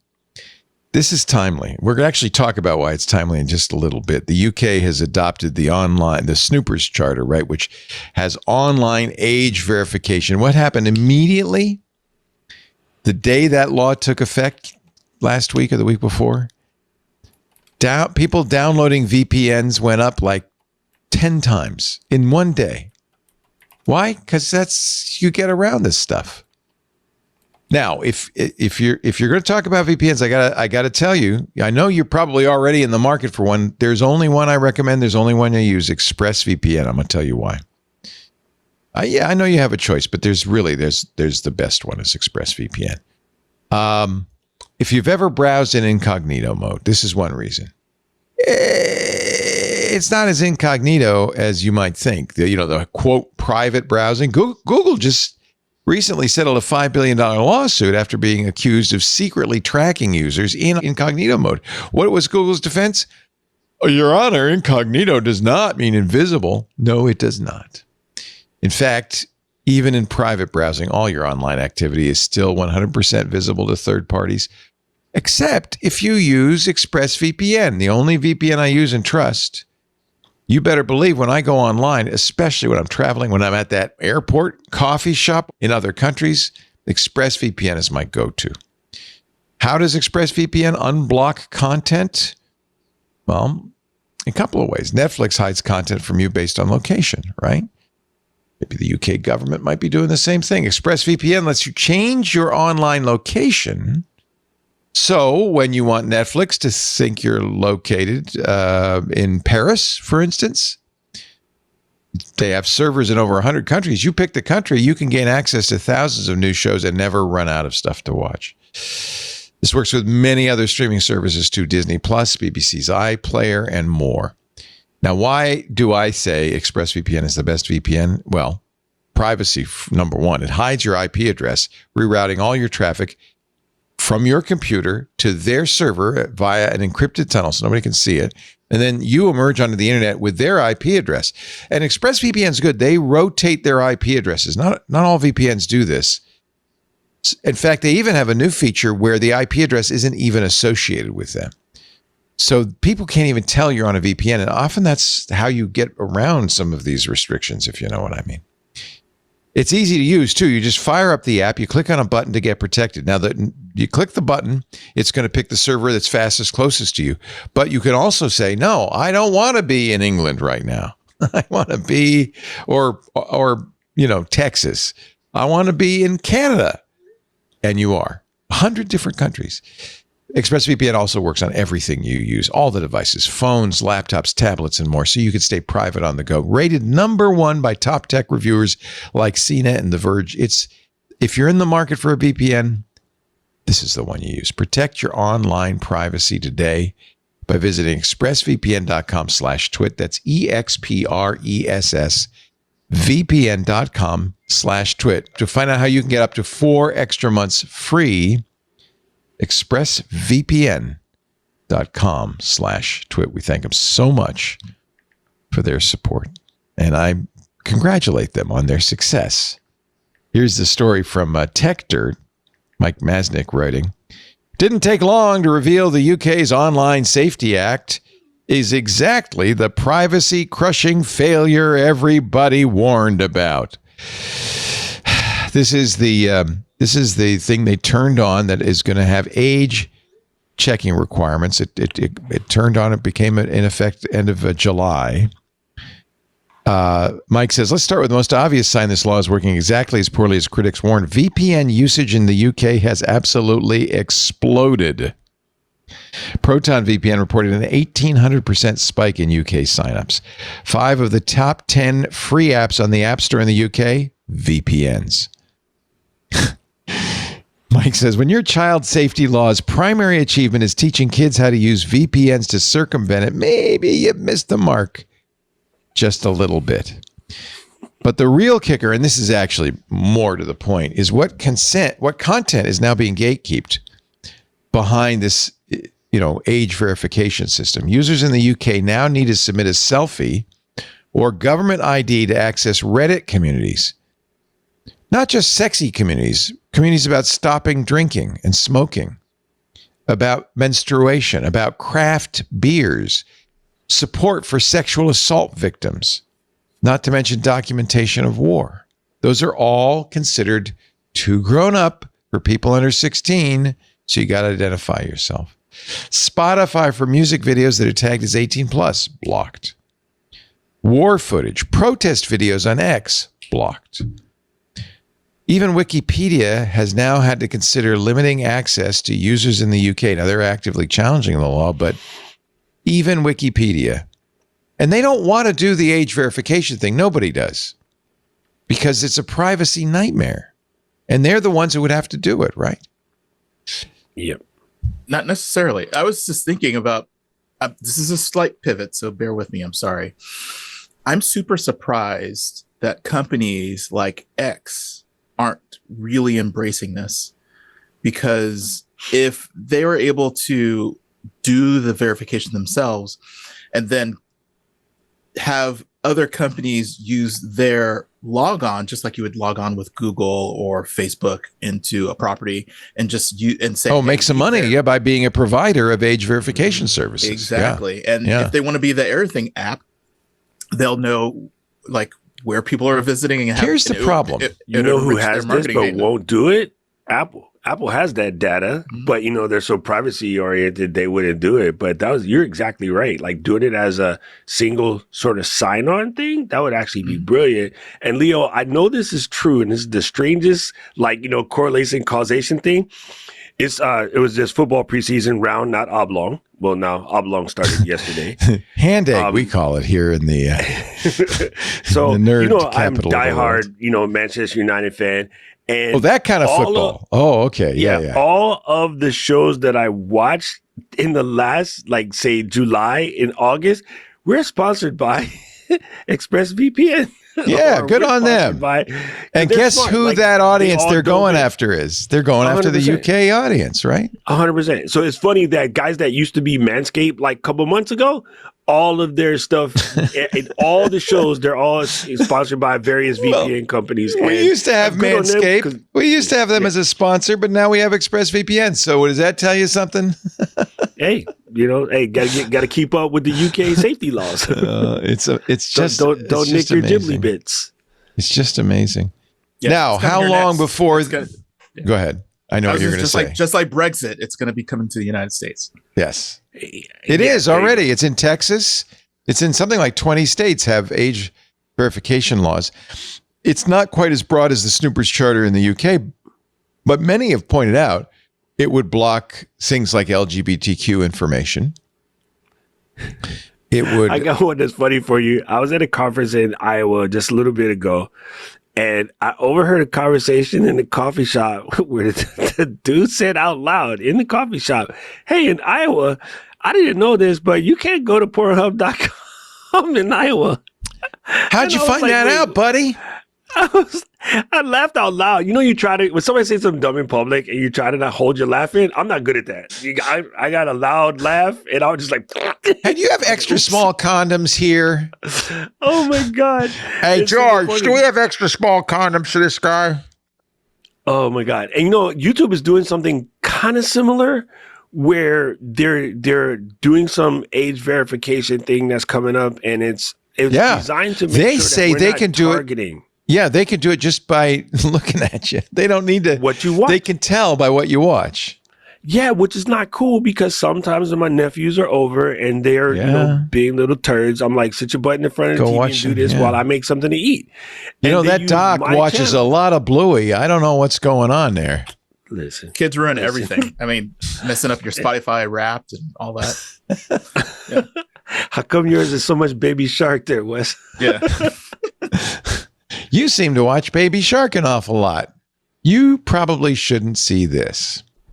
Does anyone have the problem with their spouse uses their streaming account and completely? No, I mean, I had to put my foot down because I was getting Bridgerton and all this other stuff, and I'm like, nah, fam, don't mess me up. You got all of a sudden, Project Runway showing up in my Netflix feed. I don't get it. So now on Apple TV, you actually can select the user by what you're doing. And yesterday, I went to go do one of the workouts, and when I hit it, it noticed both watches in the room, and it was like, okay, which one of you is doing this? Oh, that's cool. Me. Right, so then because it's doing by the Apple Watch, it knows. Yeah, because you're connected both in the same room. That's cool. But what's funny is the reason why people in my I'm in this conversation group with Renee. He's at YouTube, and everybody's mad. It's like, yo, I watch tons of anime, fam, and now YouTube is going to think that I'm a little kid because I watch anime. Most of my grown folk friends watch anime. So how is it? What's wrong with anime? Pick up nothing. Nothing. Yeah. K-pop Demon Slayers for the win, son. I don't know what y'all talking about. I might be old, but I'm no soda pop. Okay, so everyone is beating up on Paramount, right? For Paramount Plus. But I ask you, how can there be a better streaming app than one that combines Star Trek and RuPaul's Drag Race? Do you need anything else? They belong together. Dude, I love my Paramount Plus because I get those two plus Champions League football. So let's keep it real. Well, get ready. Disney and Hulu are going to be kind of into one. Disney Plus is going to become Hulu. Disney owns Hulu, but out right now, I think. But they're going to absorb the Hulu app into the Disney Plus app. And that's what you're seeing with the Warner's acquisition, right? All of a sudden, I'm watching HBO prestige content next to Dr. Pimple Popper. And So actually, they're splitting this up with now they're splitting them up again. oddly, Discovery Plus is going with Discovery. So they're going from like one combo app. They never killed Discovery Plus, apparently because there were some people who were just paying for that. So they're going to pull them apart now. I think the idea in most of these cases is let's offload the end of the line cable news networks, all the stuff, the TV all the stuff that's dying, and that's one company, and then we'll preserve the streaming stuff, which is the future. But it's kind of hard to assume that your streaming system is going to be the next big thing when YouTube and Netflix are so dominant. I could never Disney do Plus this is and get it struggling, right?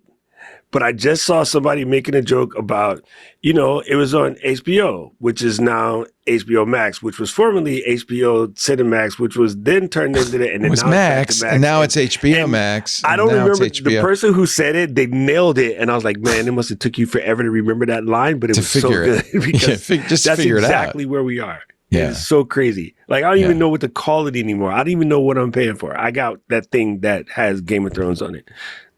That's just I wonder if the UK is going to do what China and Russia have done and ban VPNs. That's the next step, isn't it? Oh, If you no. cannot, that would be pretty awful. Well, I mean, people use VPNs for work too. That's true. You can't just ban VPNs. Yeah. And then travelers. I mean, there's got to be a lot of travelers that go through that have to have VPNs for what they do. I don't think that'd be possible. The British government dismissed all criticism as support for child predators. You must like child predators if you don't like Oh my this. God, I hate that. Isn't that awful? Like, it can't. Yeah. I hate that it can't be like a combination of things. And again, this drives me the most crazy here. I can speak more to what I know about where we live. Is there's still no heavy conversation about seeing a 4-year-old with a full ass can of Pepsi in their hand. God, that's terrible. You know what I'm saying? What's more dangerous to the kids? Some perceived thing that they're not going to watch because they're not interested anyway. Right. Or 16 tablespoons of sugar. Yeah. And bubbles and whatever. So we always are looking at the wrong thing. Like, we're always watching something while Jason's standing in the back with the freaking hockey mask and you don't see him, but you're busy watching. As usual, Mike Masnick on Tector cuts through it to a very clear statement. Let's talk about what this law actually accomplishes. It makes it harder for adults to access perfectly legal and often helpful information and services. It forces people to create detailed trails of their online activity linked to their real identities. It drives users towards less secure platforms and services. It destroys small online communities that can't afford compliance costs. That's an important point. Yeah, X can make money on it by offering this as a service, but my little Mastodon instance, I'm not going to be able to do age verification. And it teaches an entire generation that bypassing government surveillance is a basic life skill. Meanwhile, the actual harms it purports to address, those remain entirely unaddressed. Predators will simply move to unregulated platforms, encrypted messaging, or services that don't comply. Or they'll just use VPNs. The law creates the illusion of safety while actually making everyone less secure. How many laws can you say that about? That seems to be a common That is a very problem. common thing. Also, the free VPNs aren't necessarily the most. They're no better. Yes. Yeah, and that could be putting you in some real harm using those services. Absolutely. Especially because, the people who think that they're protected. That's even worse. Yeah. You can't offer an expensive service for free. If you're doing it, then you're making money somehow. Exactly. Somehow. I'll tell you who's not making money. Amazon on podcasting. Oh, man. They bought Wondery. Podcast network started like 5 years ago for $300 million. They just fired 100 Wondery employees. The head of Wondery left. They've taken all of their audio-only podcasts, the ones that I think they probably bought Wondery for, like Dr. Death and Dirty John, both of which have been turned into TV series, and they're moving them into Audible, the audiobook arm of Amazon. and not trying to sell ads. They're just going to make money through subscriptions. And then there's celebrity shows like the Kelsey brothers, and Dax Shepard's Armchair Expert will be in a new Amazon division, not called Wondery, but Creator Services. They are going to continue to try to sell advertising. I suspect that this is why they're doing this, that advertising sales were not easy, but they are exploring other revenue streams such as e-commerce. I don't even know what that means. They struggle all the time with these types of business. They just, I can tell you right now, selling Dax Shepard t-shirts is not going to pay his salary. I mean, Twitch was or is like still a brand name. Barely working. They still can't make money off of it. Yeah. They are not able to get synergies working with all of their other properties to the point where they're able to make these businesses sustainable, but they also spend and shell out a lot of money acquiring these companies, and they just totally let them rot on the vine. It's really, really sad. Amazon, it's interesting, did have an insight into this. They basically said there's two kinds of podcasts. The audio and video podcasts have very different audiences and very different styles. The audio shows tend to be narrative shows in which the host, the person telling the story, like in Serial, isn't the product. The story is the product, right? But video podcasts are the opposite. It's all about the celebrities, Alex Cooper and Call Her Daddy or Joe Rogan. And it's about their talent, their fan bases, and their franchise potential. It's about building an audience, and this sounds like Amazon. It's about building an audience and finding lots of different ways to monetize that audience. You can't tell me that they've saturated all of their viewers. Like they've expanded so much that they've got all the viewers they're going to get. That's not true. No, it's not true. They're just and here's what they did wrong. Okay, I coach this. I get paid to travel around the country and coach this to people. The biggest mistake that these large companies have is they're still focused on audience and audience size. Right. And what makes Leo one of the best in the game. I have a tiny audience. I'm not going to let you sell yourself out. You tiny have audience, a community. Tiny audience. You have a community. Audience means listen to me spout nonsense. Community means talk back and forth with me. No, that's really true. Dialogue. Let's have a discourse. And by the way, that's why we can continue to sell advertising, because people trust us when we talk about a product, because we have a community. There you go. Look at the chat right now. The chat is here. They're always engaged. They're some of the funniest people on the planet. They a lot of knowledge, really true. things like that. I love we have guys. A multiple directional conversation with people who would have many, many things they could be doing on Sunday, but they're hanging out with us. And you invited me and Wesley on the same time again, which was, I don't know who's booking, but that was stupid. No, we love you, Doc. You know what? I'm joking. We try to get people on who also have a community and an audience, who people like and respect. Yeah. I teach, stop trying to build an audience, stop trying to build views. You want to build a community. Community is everything, because you know what happens, why creators quote unquote get burnt out, is they've been just performative, and they don't feel like the audience can provide anything for them. But when you have a community, even when I don't feel like doing something, I'll come on and do it, and the community instantly makes you feel better, and then you're on. So because you've been doing this probably longer than anybody. 20 years, buddy. Crack the mic and you ain't feeling it. You were in high school when I started this. No, 20. No. No, but you were on the ground in Afghanistan as a medic probably when I started this. Yeah, so it's one of those things where you definitely feel different when you know that your people are riding with you. And so while everybody else is trying to be performative, and all they'd have to do, and this is why I think Colbert will land on his feet, is because absolutely. he can take his whole production in-house and countdown to Colbert's podcast. Right? Isn't that what Conan did? And his podcast is hugely successful. It's so much better than the show. It's better than the show. Oh, Conan Needs Friends is way better than the TV show, and the show was good. Yeah. But the podcast is epic. And I bet for Conan it's a lot easier and a lot more fun to do, right? and he can say and do whatever the heck he wants. What is all this about YouTube being the number one podcast platform? Oh man, YouTube is kicking buttocks. Like, it is so good. Well, okay, here's the prime play, and this is where everybody again doesn't really pay attention to these things, but these things just happen.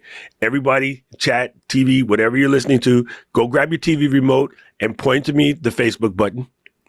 Point to me the Apple Podcast button. Point to me anything other than YouTube and Netflix button. Maybe you have a Roku button, or depending on where you got your TV. If you have a Fire TV, whatever. But every television sold in the planet in the last 10 years has a YouTube button on the remote. And once they figured out during the pandemic, YouTube had a tab called Listenable. At the very top of your YouTube page, there's tabs across the top. Whatever you most likely watch, then there's news, and there was a tab that said listenable. Now that tab has changed to podcasts, because by switching it to podcast, that means that when you and Andy and the boys are talking on Wednesday, I don't have to watch you. I could be in the kitchen, cleaning the rice. But people like having the video there, and they just listen. Yeah. Because I need to see, when Andy says something crazy, I need to see your expression. Yeah. Right. Or if you're showing something, he's like, hey, I just bought this gadget for pick of the week and you want to show what it is. I run back into the living room because I'm like, what did Leo buy that I need to buy? Right. We started doing video in 2008. 100%. Apple TV. And it was always an issue for me because I knew that most of our audience is still the case for almost all our shows is audio, probably 80% in many cases. But, and so you have to be careful. You can't say, you see what I'm saying here? Yeah. You can't, because you don't know that everybody's going to be watching it or even have the video. But at the same time, I think even if you only watched a little bit or one show in 10, there's a value to seeing it and seeing what the people look like and stuff. And that stays in your brain as you continue to listen to it. I would agree, except for because of you. I would say NPR podcasts are the exception. Do not watch those. Seeing what people actually look like it ruins my brain. I know this because I went to radio. Oh my gosh, most of my life, and I would meet people, and you could see their face visibly fall. Like, oh, that's what you look like, huh? Yeah, they have a face for radio. But no, seriously, Lyra, I bought iPod video because of you, because I wanted all the Twitch shows that I could put. iPod video? Was that a product? Yes, sir. I don't even remember that. Because it had a little screen, didn't it? Yeah, it was about mine's over here somewhere. I can't reach it, but yeah, it's only about yo big. When we started, that was out. Watch video on it. When we started doing video, and I had decided at the time, if people are going to watch on that, we better everybody's head had better on the screen had better be this big, so that you could see us. Otherwise, we're little dots on the screen. Yeah, everybody get close. This is for iPod video, and then I realized if we do that, it'll be terrifying. But you remember, even from way back when, Adam Christensen would put the visual chapters in all of his, Madcast podcasts because the people were buying, players with screens. And it's a thing. I think one other biggest hang up that we're having right now, and again, I speak at podcast conferences all over the planet. Are you going to Podcast Movement in a couple of weeks? I was going to go to Podcast Movement, but it's going to coincide with a Japan trip that I just canceled. Now, technically, I can go. Go. But Lisa's going. If you go, say hi to Lisa. The definition of podcast is messing with people, and like it's too strange. Wait a minute. Say that again. That's the definition of a podcast? No, wrapping your head around the definition. What it is. I get it. Yeah. Yes. It's too stringent to people, and it should be a little bit more nebulous. Because if you create a show and just a piece of content, right? Because a lady asked me the other day, she goes, I thought all podcasts had to be an hour because she wants to do a 5-minute podcast. And see, it's funny to us because we've been in the game so long and we remember things like Sam used to have the 3-minute app iOS app daily or whatever. And so I was like, no, her name is Marianne. I said, Marianne, you could do a podcast that's 3 minutes long. And she was like, what? But how? And I'm like, literally, I had a buddy that used to do iOS apps when they first came out, and it was 3 minutes long, and it was one of the best because you always knew what was going on until now there's thousands of apps every day, and that show probably wouldn't really make sense. So one of our agencies, Oxford Road, actually created a podcast series. I know because I was in it, called "What is a Podcast?" It was intended more for advertisers, right? So that they could understand what this medium was, which is why I was glad to participate in it. but they had to do a show about podcasts just so that people could understand what the hell that was, right? It's the opposite of Seinfeld. Yeah, wait. So what's the show? The show is like, so this right here. It's a show this about is a podcast. nothing. Right now, what we're saying, Well, this is a podcast. I don't think he liked it because I said exactly what you just said, Doc. I said, well, first of all, it's the worst name possible. 100%. It's not descriptive, and Yes. and it's like saying a TV show is like a CRT.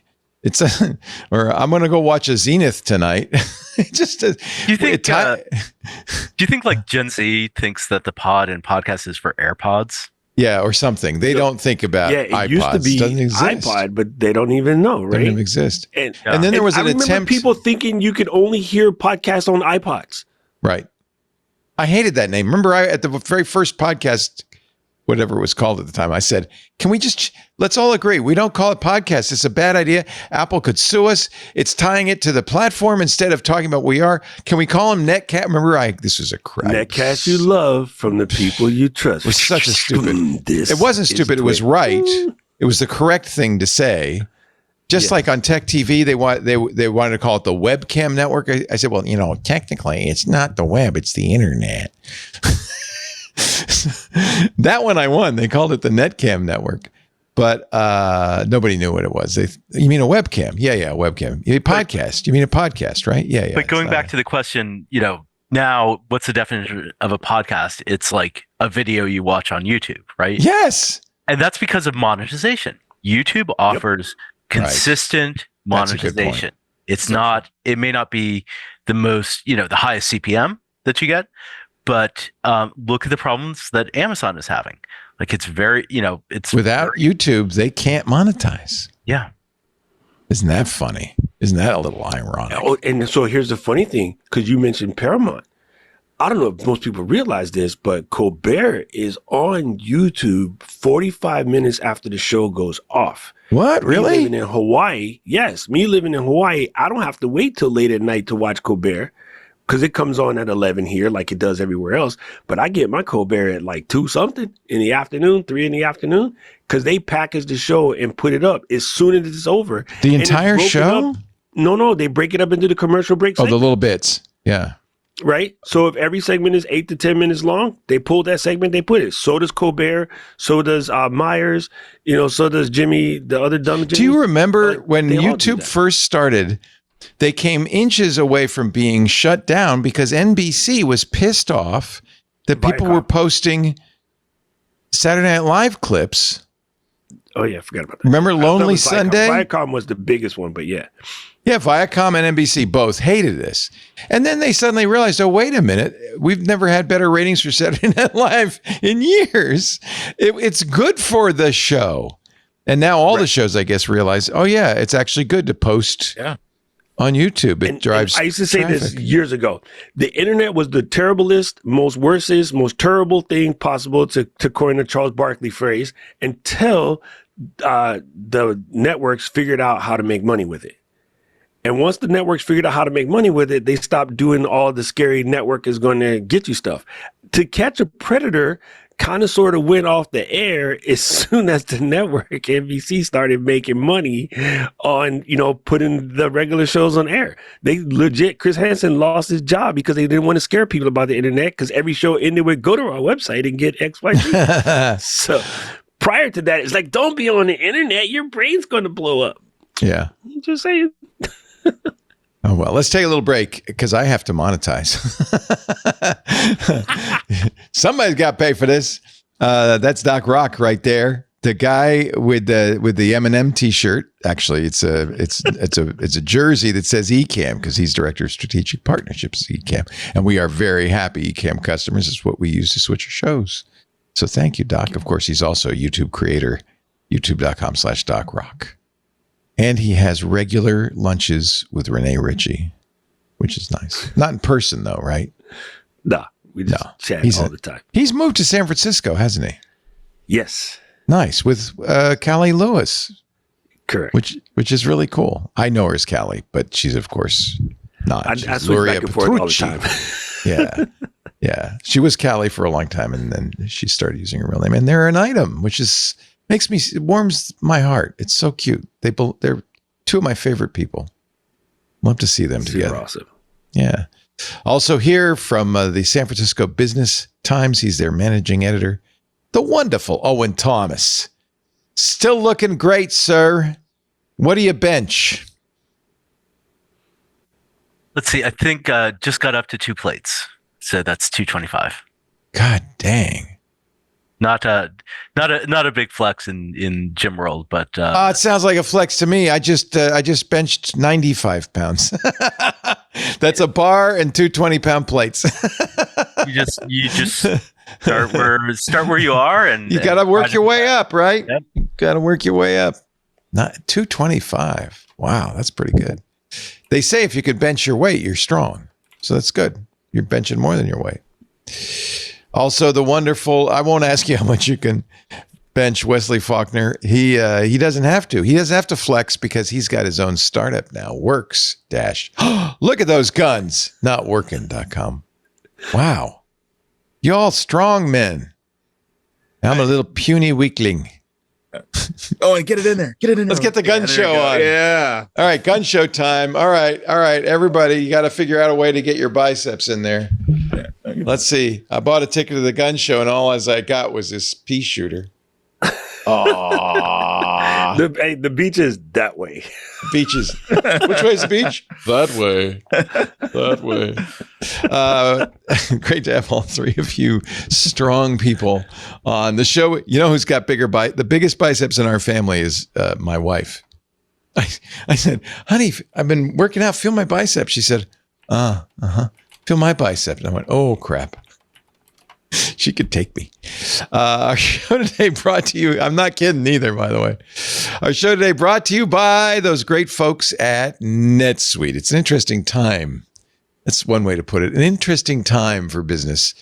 Trade policies and tariffs are, what's the word, dynamic?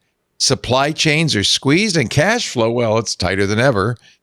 If your business can't adapt in real time, you are in a world of hurt. You need total visibility from global shipments to tariff impacts and real-time cash flow. Well, there's a way to do it. NetSuite by Oracle, your AI-powered business management suite trusted by over 42,000 businesses. NetSuite is the number one cloud ERP for a lot of reasons. It brings accounting, financial management, inventory, and HR into one suite, which is fantastic because that means you have one source of truth. It gives you the visibility and control you need to make quick decisions. With real-time forecasting, you're peering into the future with actionable data.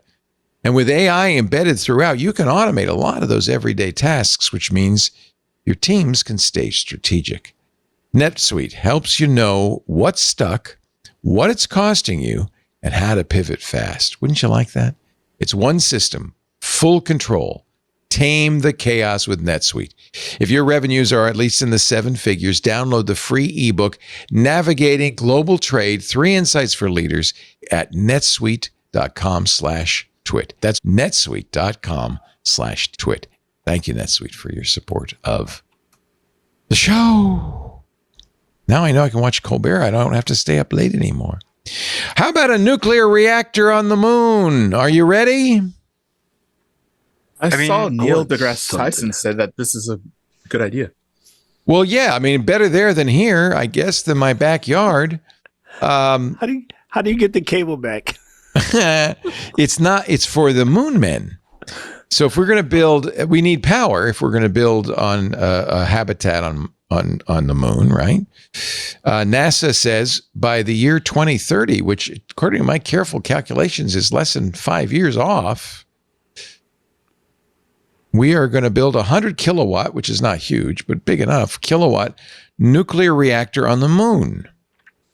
And according to Wired, it's ambitious, but it's achievable. This comes from the new interim director at NASA, Sean Duffy.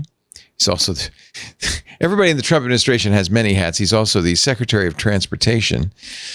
Apparently, China and Russia have both said they are going to do something. In fact, a joint effort to place a reactor on the moon by the mid-2030s. So we want to beat them. There is now a reactor on the moon race. And it's kind of a necessity for Artemis, which is NASA's plan to land on the moon. It would be on the lunar South Pole. It would be built with commercial partners. 100 kilowatts is about enough to power 80 families. It's not a massive amount, but enough to power any, colony on the moon. Hi, this is Benito. Is this really about power? Because isn't solar better? Yeah, especially on the moon. There's no cloud cover, huh? Well, they said that the poles get sun at different times. So out of one month, 2 weeks will get sun, 2 weeks it won't get sun. Right. So unless you put the solar panels on both poles, then that would matter. But it'd be nice to have reliable power, especially if they're thinking about doing some sort of moon base or something, to have 3D printers running 24/7 to help with creating either drilling or building structures all the time, 24/7. Having reliable power, I think, is a game changer. I think this is a really, really good idea. One thing to note is that there was thought about nuclear propulsion for rockets and using Earth to slingshot, and the thought was, or the worry was, that if it's a failed launch or if it crashes, the fallout of having something that's nuclear on board was a big deterrent. So even though this is a reactor, it probably won't be a problem, but that might be something that might come up. There'll be concern. There'll be plutonium or something on it, right? Uranium. There'll be some nuclear fuel source. According to Wired, actually, this is actually an email to Wired from an aerospace engineer who I guess felt like he should put this in terms that we would all understand. The 100 kilowatt design would be roughly equivalent to sending a couple of African elephants to the moon with a fold-out umbrella the size of a basketball court. Okay. The elephants produce the heat. The umbrella is not for shade. It's for dumping the heat into space. Okay. Well, thanks for clearing that up. I'm going to assume crazily that, people of the vintage of, say, Owen and myself, we were probably in kindergarten, first grade when 14 touched down. And, from that moment on, we thought so much more things were going to happen with the moon between then and now. And so the fact that we're even getting back to some sense of trying things, I'm cool with it. I don't mind there being experiments or whatever, but I feel like, we lost so much momentum after, say, quote unquote Cold War ended or whatever the reason was for stopping all of the moon stuff. I thought for sure by now we would be able to catch the shuttle going there, just the way I would catch a flight to Boston. I would be catching the flight to the moon to go do something. You know what I mean? We had all of these grandiose, all our cartoons were about that life, all of the comic books and TV shows.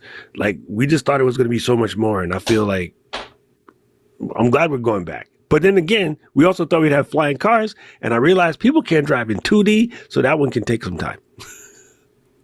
You may remember, since you remember Apollo 14, this little quote from Apollo 13. Houston, we've had a problem. That's Captain James A. Lovell Jr., who Tom Hanks played in the movie Apollo 13. That's him telling NASA that there was a near catastrophic leak in the Apollo 13, and this was a mission that was aborted, but we've talked before about this, saved in kind of a miracle way by engineers at NASA. Lovell was the captain, was the guy who reported the problem.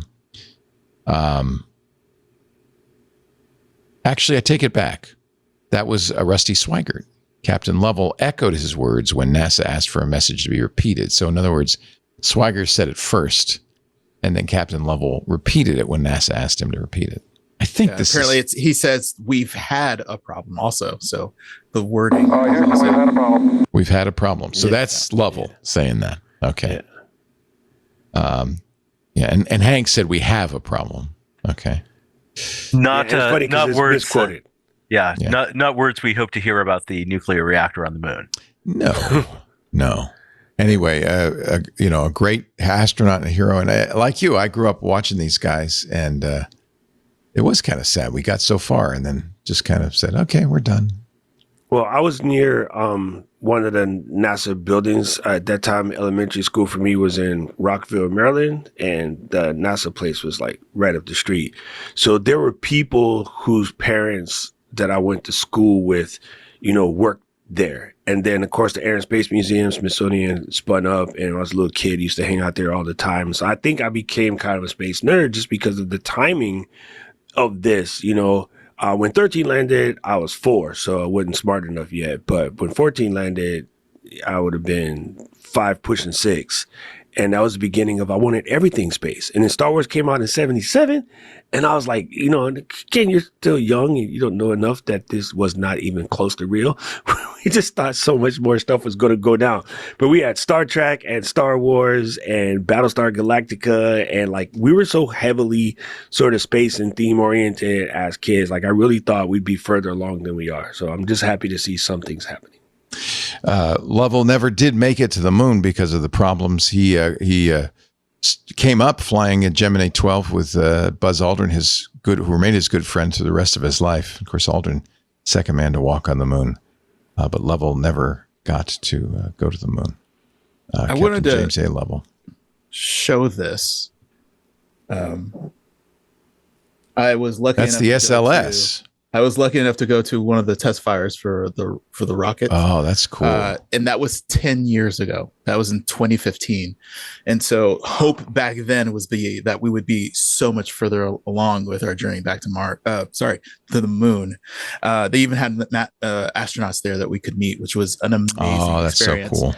And it's just so sad what they're doing and have done to NASA to the point where a lot of this programs are scrapped, even though this sounds amazing about having a mission to put this nuclear reactor on the moon. They're scrapping years and decades worth of work. It's so hard because that's happening across the government, including the $500 million that they were spending to develop mRNA vaccines, not just for COVID, but for HIV and cancer. And the problem is you defund those things. They don't just spin right back up if somebody comes along and gives them more money. You lose a lot of momentum. You lose a lot of knowledge and you lose a lot of people. In the case of NASA, they're deorbiting satellites. They're burning them up in the atmosphere. We're losing decades of possible data that we could be getting from these very high class, expensive missions that have been going. Oh, but here's the good news. There's going to be a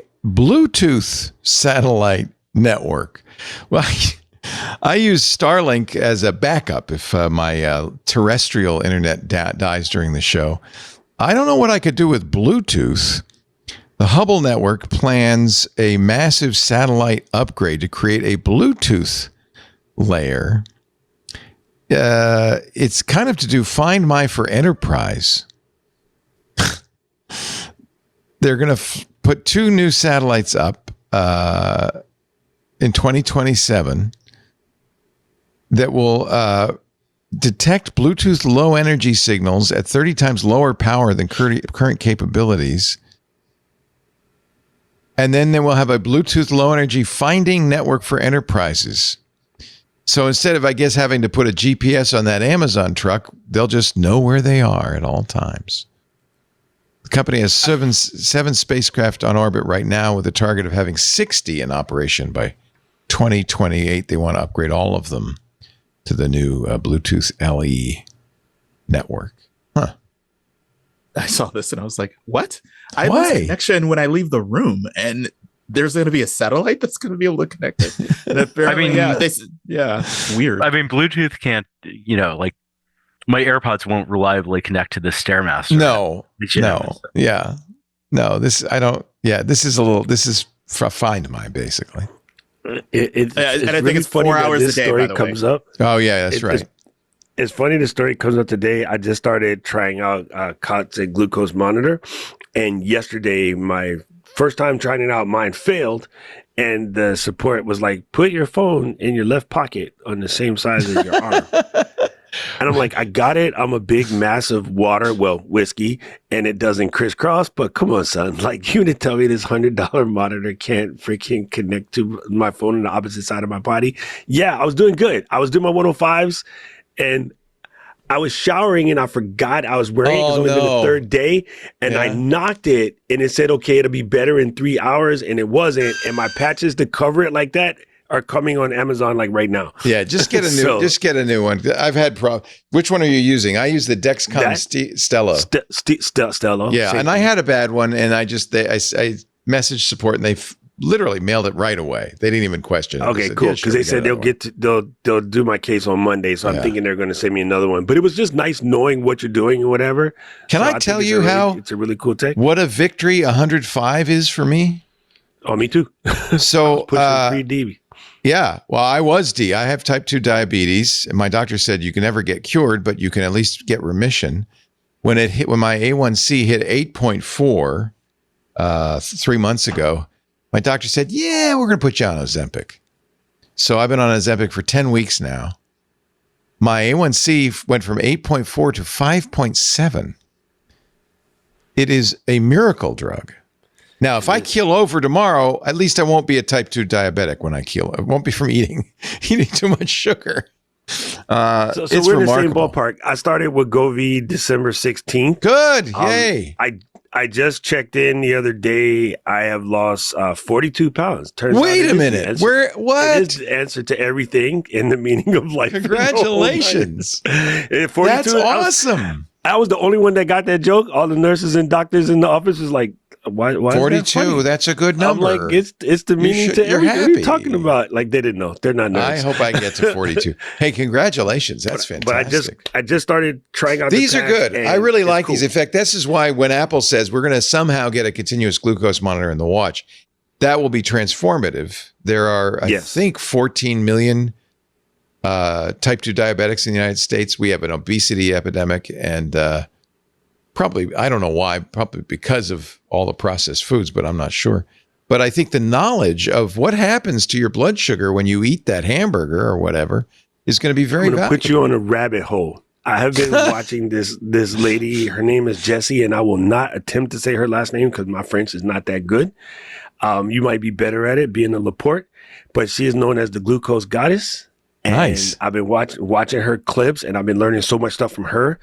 And the best thing is she's not about dieting or doing something weird. It's about how to eat so that your glucose properly gets processed. Yes. And it's not about changing. It's just the order. So it's something to the nature of I eat protein first, baby. First, yep. And your salad and stuff first. Then your protein. Well, and then add your carbs and you'll do better. And it's working. It's working. And so my A1C just came into the little green line on the chart. And I was like, I have an appointment with my, regular doctor in like a week, and I'll be like, "Take that, lady," because that's she pretty basically awesome. cursed me out. Congratulations. She's like, If you keep going, super jealous. Yeah, she's The like, last if you time I keep lost going, over your YouTube 40 channel will close in a week. And I was like, wait, what? The last time I lost over 40 pounds I was in London and paying for something. But I would love to be able to lose weight. So congratulations on both your muscles. As I'm sure the doc has done too, I've lost and gained thousands of pounds over my lifetime. I know how to lose weight. I just don't know how to keep it off because my body doesn't want to, apparently. Yep. And I did keto a few years ago and got my A1C down this low, but as soon as I went off it, right back up. And of course, that's bad for you too. This is... Look, I'm not doing an ad for any of these GLP-1s or the GLP-1 GIP drugs at all. You ask your physician if it's right for you, but as they say in the ads, what a miracle it has been. It's been a game changer for me, bro. Yeah. I tell you that. For so many people I hear from, so many people. It's amazing. It's kind of sad it's so far removed from people who probably, it's expensive. It's $1,000 a month, right? If you live in a poor place or whatever, you have food deserts, which cause you to have horrible food possibilities. Mm-hmm. And so I understand it more so than ever. Yeah. Because I'm at a position now where I can afford to buy what I want to eat. But I know that large members of my family and, place where I grew up, there's no good food nearby. The idea was like, just go to Whole Foods and get this. I was like, they don't put Whole Foods in the hood, homie. I don't know where you come from. No, it's really true. It's really true. And these drugs are very, very expensive. I was lucky my insurance covers it. They are. There are some tests now for oral drugs. Lilly has a oral version of this. The current ones, I believe, are all injectable, which is, there's a. That sounds like you're going to have to use a hypodermic needle or something. If you're a diabetic, you know what a finger prick is like. That's the downside of this is before these kind of continuous glucose monitors, I had to prick my finger several times a day, draw blood. It's less than that. It's a tiny little, very thin needle. You just put it in your fat. A bee sting. It's nothing. That doesn't hurt at all. Because it came off. It's so skinny. I'm like, how does that even get you're talking about the CGM. I'm talking about the Ozempic injection. Those are nothing. It's nothing. nothing. Squeezing it in the fat anyways. Yeah, it's going. Also, the refrigerated supply chain that has to be adding to the costs. Yes, and that's interesting. It looks like that was a choice by Novo Nordisk to not put preservative in it, and I'm not sure if that was an economic decision or a technical decision, and it's not clear. But the pills will solve that, right? Lilly makes Manjaro and Zepbound. There's clearly some a big deal. Yeah, I mean that will make. Not to mention 200% tariffs on drugs made outside the United States, which will triple the cost of my Ozempic. But Lilly makes its drugs in the United States, so I imagine Lilly is on the upswing. Let's see what else real quickly. San Francisco's metro area unemployment is skyrocketing. Why is that? Owen?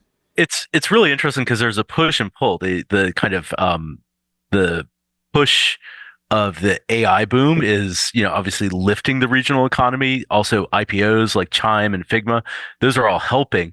The drag is kind of the national economic picture. Tariffs, consumer spending, those are going to affect tech at some point, right? Like tech cannot defy gravity, but it's got a lot of things lifting it. So that push, that pull, where is it going to land?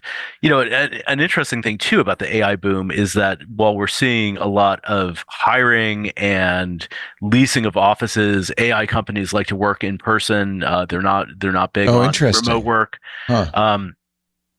But while they've been hiring, mainline tech like Google and Meta they've been shedding offices. They've been, kind of quietly or not so quietly reducing staff, layoffs. In Meta's case, I think they're doing a lot of performance reviews that are basically stealth layoffs. So that's been hurting because San Francisco's benefited enormously in the past decade pre-pandemic from big tech's kind of expansion. Is San Francisco an AI headquarters in the same way it was for all of the other technological revolutions? Absolutely. And I think San Francisco specifically within the Bay Area, has kind of disproportionately been the center of the AI boom. It's pretty similar to like the mobile and social app revolution, which really was more centered in San Francisco, was not so much kind of a peninsula Silicon Valley phenomenon. With NVIDIA and other companies, obviously being in the South Bay, being important players, it's a little more spread out. But even NVIDIA is reportedly looking for office space because OpenAI is a big customer. They want to be close to it. They want to be in the mix. And that's been interesting. The hotspot actually is around OpenAI headquarters in Mission Bay, which is just south of Oracle Park, the ballpark on the southern waterfront. It's a newer neighborhood, redeveloped rail yards. That's where the ballpark is, right? Or just as well as the Warriors play there.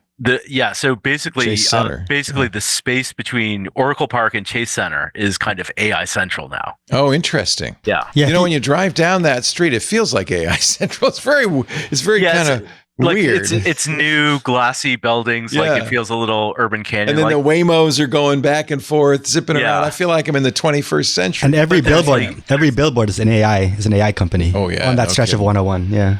Oh yeah. But also there are some like really cool restaurants. Arsico Bakery, which is like the chef's kiss croissant, has an outfit. Just what I need. Yeah. I'm sorry, you guys are talking about glucose monitors. Croissants. I'm throwing croissants in the mix. Oh, I'm just not you're helping. killing me. Also, we're talking about Benito's talking about billboards. There's one that says "Stop hiring humans." So, Oh yeah, there's Unbelievable, isn't it? big This push is of what a just- world we are. right. But that startup is getting talked about, so they're winning, right? With this weird billboard campaign. But yeah, I mean that's part of going back to the unemployment picture. That's part of the push and pull is how much employment is the AI industry actually going to net in the create? long run. Yeah. Because they're trying to get more efficient using AI. I mean, Salesforce has talked about, wanting to kind of keep their hiring under check. The problem though is they found they need to hire more salespeople to sell their AI products. So they've actually kind of reversed that, we might reduce our headcount. No one wants to show weakness. No one wants to show like they're kind of out of touch or not successfully riding the AI boom. So there's a lot of tension there. But it's an interesting time. Definitely not, not the best numbers that the San Francisco economy has shown, but big picture, San Francisco is doing pretty well. And they have the best croissants. Oui. They're a little large, but other than that, I think. Let's take a break. We're gonna see if you weren't watching the video, you didn't get the joke, so it doesn't matter. We're gonna take a break. We're gonna come back. A couple of final stories. In fact, the end of the line for a dear old friend. I'll give it a hint.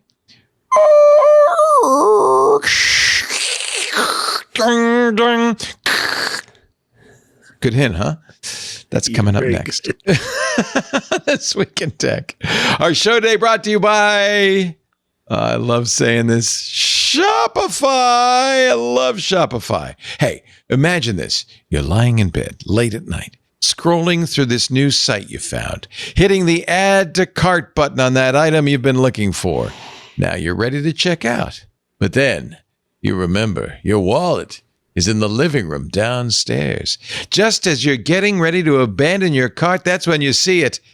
That purple shop button. If you've shopped online, chances are, I know I have, you've bought from a business powered by Shopify. You know whose business is powered by Shopify? My son, Salt Hank's business is powered by that purple shop pay button.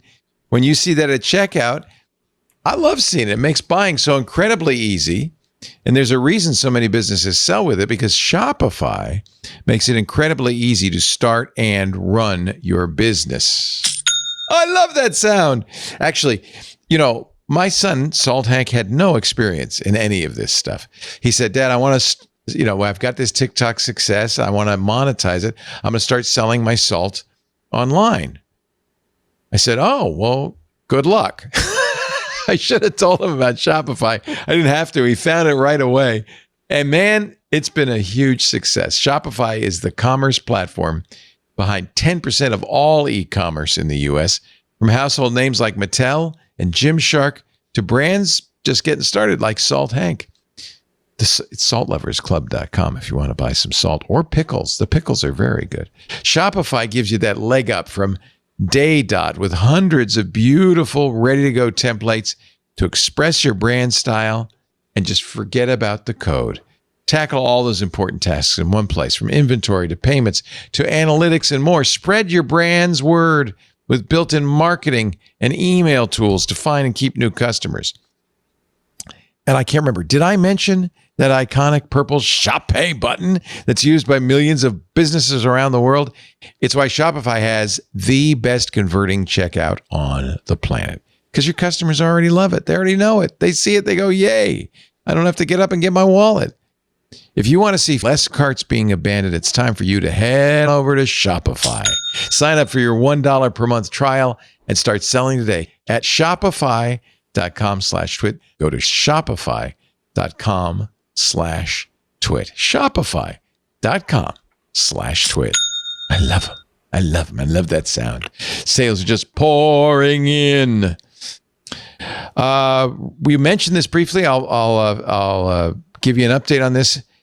We saw last week that Tesla had lost in a jury verdict and was being punished by a more than $200 million fine. This is the first time Tesla has been found, and its autopilot has been found to blame for a crash. The jury did find that the driver was 2/3 responsible, but Tesla was 1/3 responsible. But now, as people are starting to see the transcript from the trial, it's becoming apparent that Tesla actually actively blocked the prosecution of this case. It was caught withholding data, lying about it, and misdirecting authorities, covering up for autopilot.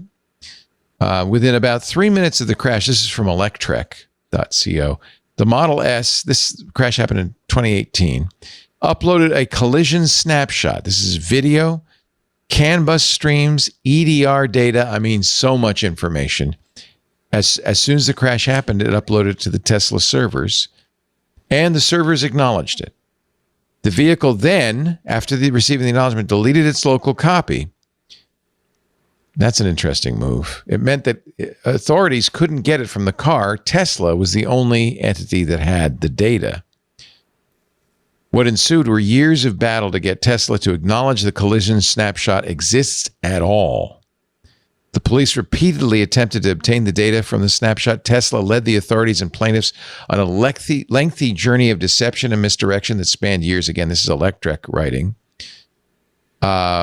They denied that it existed. They said it had been, Tesla told the plaintiffs it doesn't exist. Tesla's written discovery responses were shown during the trial to prove the company acted as if this data was not available. Tesla's lawyer scripted the homicide investigator's evidence request, told him what to write. He said the investigator said, we're going to subpoena the data. And the lawyer said, oh, no, you don't need to do that. Write me a letter. I'll tell you what to put in the letter. I specifically wrote down what the attorney at Tesla told me to write down in the letter. But the letter was crafted by Tesla's attorneys to omit sharing the collision snapshot.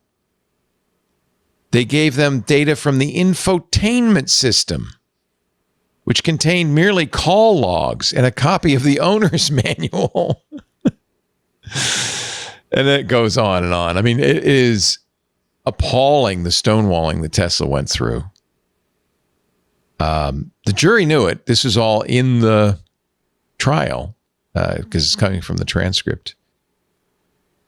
They had to do a bit copy of the memory, and then they found the checksum of the raws, the zipped up or the compressed data that got sent. And they're like, here's the checksum. And here's the log saying that it got sent to you. And the jury saw all this and said this seems to be an intentional cover up to make sure that they didn't ever see the data. Not only did they deny one of the reasons they denied they had this snapshot is because it shows the autopilot was on. It shows that it accelerated to 60 miles an hour. It does show the driver's hands off the wheel. The driver apparently dropped the cell phone, reached down to get it, thinking that the autopilot would continue to drive, couldn't possibly hit anything. It continued at 60 miles an hour into a parked car, killing a pedestrian. Also, it knew that it was an area that was flagged where it should have disengaged autopilot because the car knew it was in a restricted zone, yet autopilot did not disengage or issue a warning. I talked to Sam Abul-Sam, our car guy. I mentioned this last week about this, and he said this is going to uncork a avalanche of lawsuits because it's the first time Tesla has not been able to settle out of court, to keep it out of court, to keep discovery out of court. It's the first time Tesla's been found responsible, even though it's only a third responsible. So this is a big story. Tesla says, you guys are just making it hard for self-driving vehicles, which is, in the long run, a safety improvement. And I agree with that. In the long run, it is a safety improvement. Humans are worse. Far more people are killed by human drivers than they are by autopilot. But Tesla needs to stop saying it's driving itself, because it isn't. But they're completely eroding the trustworthiness of... Yeah, who's doing that? Tesla or the trials? Tesla. Yeah, Tesla Tesla is destroying its own credibility. Right.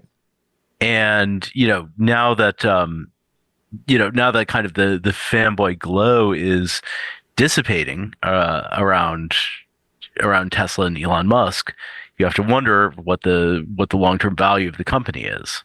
I have covered Elon Musk a very long time. I'm not the only journalist who has pointed out that he repeatedly makes promises that never come to pass. He has out and out lied, with very little in the way of consequences. Will Tesla actually face some consequences here? That's what we're going to find out. Well, a big fine, but of course they're going to appeal it. So who knows ultimately what will happen. Yeah, I had a Tesla Model X. I loved my Model X. My wife did not. She called it Christine, the killer car from the Stephen King novels. She claims it tried to kill her frequently, which maybe it did. I don't know. Anyway, I haven't owned a Tesla since then. And even when I had it, I didn't trust it to drive. I mean, supposedly it's gotten better, but she says it would constantly stop for no reason, jam on the brakes, throw her into a barrier, that kind of thing, roll forward when it's supposed to go backwards, things like that. One other thing is that Tesla is supposedly, which you mentioned before about the new computer systems, and then I think Elon is saying something similar to this will be fueling the next full self-driving engine going forward, and people are mad because that's what he said for the previous versions of the computer. He said it for years. Yeah, and they're like, what? And so he is overhyping things over and over and over and over. You know who really has no credibility? Elon Musk. All right, I'm gonna have to end this show because my blood sugar is now dangerously low. I haven't seen it go below 100 in 10 years. We're just wiping you out. You're wiping me out. Yeah. Wow. Putting all your it's your brain is just like sucking it's using down all glucose. the glucose. Like burning it up like a nuclear reactor on the moon. I can't leave without this story. Well, my sodium bromide levels are gonna go up because I'm ordering salt and pickles from nephew over here. Oh, you're looking at Salt pickles, Hank? Oh, I was like, bruh. So I got umami powder because I can't help that's umami. Good. You know what I mean? I got OF. This is good, and then hot pickles. Anything else I need to add? Add them all, man. And then the next time you're in Manhattan, stop by Salt Hank's restaurant, handcrafted with love on Bleecker Street. Is there a Uncle Doc discount code? I'm about to put this in. I will call ahead. You'll need to because the line starts half an hour before the restaurant opens. It goes around the block, and they're sold out by 1:30. All right, it's like Franklin's in Austin. Remember? Family card. You need to. You need to. That sandwich cover got me. I should point out, I have never had any of his sandwiches. He's probably the most famous sandwich chef in the world now. I have never had a sandwich of his. What the heck? What the heck? I'm even an investor in the pickles. He called me up and said, Dad, I need some money to buy the pickles. I said, okay, I'll help you. And did I get any pickles? No. Yo, the best part was the bottle said it's almost as hot as your mom. And I was like, I'm getting it just for that. I'm getting it just for that. He is a character. I tell you what, I hope that you all have children as successful as this kid. I can't even believe. Oh my God, that got me right away though. Oh yeah, his copy. He doesn't use that puts the bro in bromide. Oh yeah, he's amazing. He's amazing. I'm very, very proud of him. I really am. He's a great guy. And yes, scrolling pictures of food right now. I know. I'm the one whose blood sugar's tanking. Yeah, this is dangerous for you, Leo. Yes. And by the way, yes, he does use Shopify. If you go ahead and buy that, you'll see that purple Shopify button. So there you go. I'll just check out, get some salt, and there it is. There's the Shopify button. The Shop Pay button right there, baby. All right. Oh, I have to do the eulogy. Oh, It's the end of the line this hurts. This hurts. This really hurts. for AOL dial-up internet. Did you know they still offered it? Who can do the modem screech? Now, if you have a 56K modem, I was going it to goes say, you boing, forgot the boing. haze. You forgot the haze part in the middle. I was just going to say that. When you did it the first time, I was like, you forgot the haze check in the middle to see if you were 56 or better. Yeah, the boing, boing. Is that what that is? The boing, boing? Yeah. Oh, my God. I was looking to see if I have the sounds in my collection here, and I don't. But here's a website with the sounds of dial-up modems and related equipment. Which one do you want? You get your choice. You want V.92? That's the one you were talking about. Yep. There's the boing boing. Ding ding. That's it. We have handshake. Houston, we have no problems. Handshake, AC. Get off the phone, Mom. Mom, I'm downloading something, Mom. Oh, that's I just amazed that there obviously there were still customers. AOL says September 30th, you have a month and a half. The service and the associated software, the AOL dialer software and AOL Shield browser, which are optimized for older operating systems and dial-up internet connections, will be discontinued. You better burn all those hours on those CD-ROMs, people. If you've got the CDs, quick. Can you use buy a them. modem? When was the last modem sold? I wonder. Oh, you know what? Zycel was selling them. Let me see. Let me go to Amazon. Something fascinating is CNBC had a story about AOL dial-up in 2021, 4 years ago. Yeah. And a source told the reporter that the number of dial-up subscribers were in the low thousands. So they've kept dial-up just for those people. That is mysterious to me. Like, what? Not that it's still alive today, but like, why were they still operating it?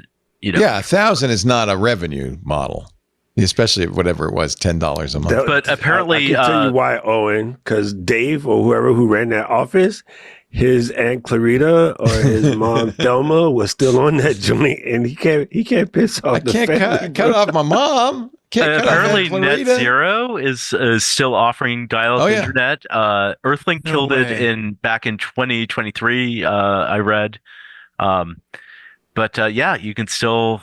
Here is on Amazon for $55, which is a lot less than I paid for it. The U.S. Robotics V92 56K modem, but hurry. There's only one left in stock. Order soon. It's still the same form factor. Tuesday. The form factor is still the same. I remember. Oh, it looks exactly the same. I remember what a gangster I felt like when I bought a Hayes Trailblazer. Because like all of the real deal dudes, they had the like 19-inch card or 17-inch card. It was called the Hayes Trailblazer. And I just thought I was cool because I finally got one. That was like owning a 5D Mark II or something. Dude, it was massive, bro. Yes. Did it plug into your computer? Yeah. No, you put it in the slot. It was a big card. Yeah. Oh, I'm so tempted. I don't know why this is $279, but this is the Courier, which was the one, right? Remember that one? That was the one too. Yep. Why $279? The other one's $55. Oh wait, it's a fax modem? Oh, well, both of them are. RS-232. Oh, you got to have a serial port. But look at that. Remember that? I had a bulletin board in 1985 that had two of those. And I felt very fancy. My brother somehow talked my parents into getting a second phone line to run a bulletin board. Yeah. This was would have been in the 80s. Yeah. It was fun running bulletin boards back in the day, I have to say. Do they still sell couplers? Acoustic, those suction cups you put your... Do you even have a phone with a handset anymore? You push into the rubber cups so you can connect. I spent a lot of time on CompuServe with one of those, 300 BPS. So is 56K really like the physical limit of dial-up? Like they could not get it faster than that? It's using acoustic lines, right? It's doing it. That's what that noise is the data is not being sent electrically. It's being sent as a sound down the phone line. Oh yeah, which is only 6 bits of resolution, or 6 or 7 bits. It's very low resolution. It went from 9600 to 14.4 to 28.8 to 56. Right. Well, Yeah. that's because There you're was young. 19.2 You don't in the remember. middle. There was also 300. I've used the 300 baud modem. 300. Yeah. Yeah. Yeah, back in the day, That's the where I text would started. go like that. CompuServe Prodigy on 300 baud, and we thought we were Or the picture of Raquel Welch in a bikini. Yeah. This generation doesn't know seeing a picture being drawn line by line. cool. Line by line. UU encode, UU decode. And they didn't ask your age in those days. No, if they figured if you can get it, you're probably old enough. Ladies and gentlemen, if you can get it, get it. We're glad you're here, and we are so happy that you're a listener. If you are not a member of the club, consider joining. You could be in the Discord right now, watching the show, chatting with smart people. We do a lot of special events in the club. It is definitely the place for people with big muscles and big brains.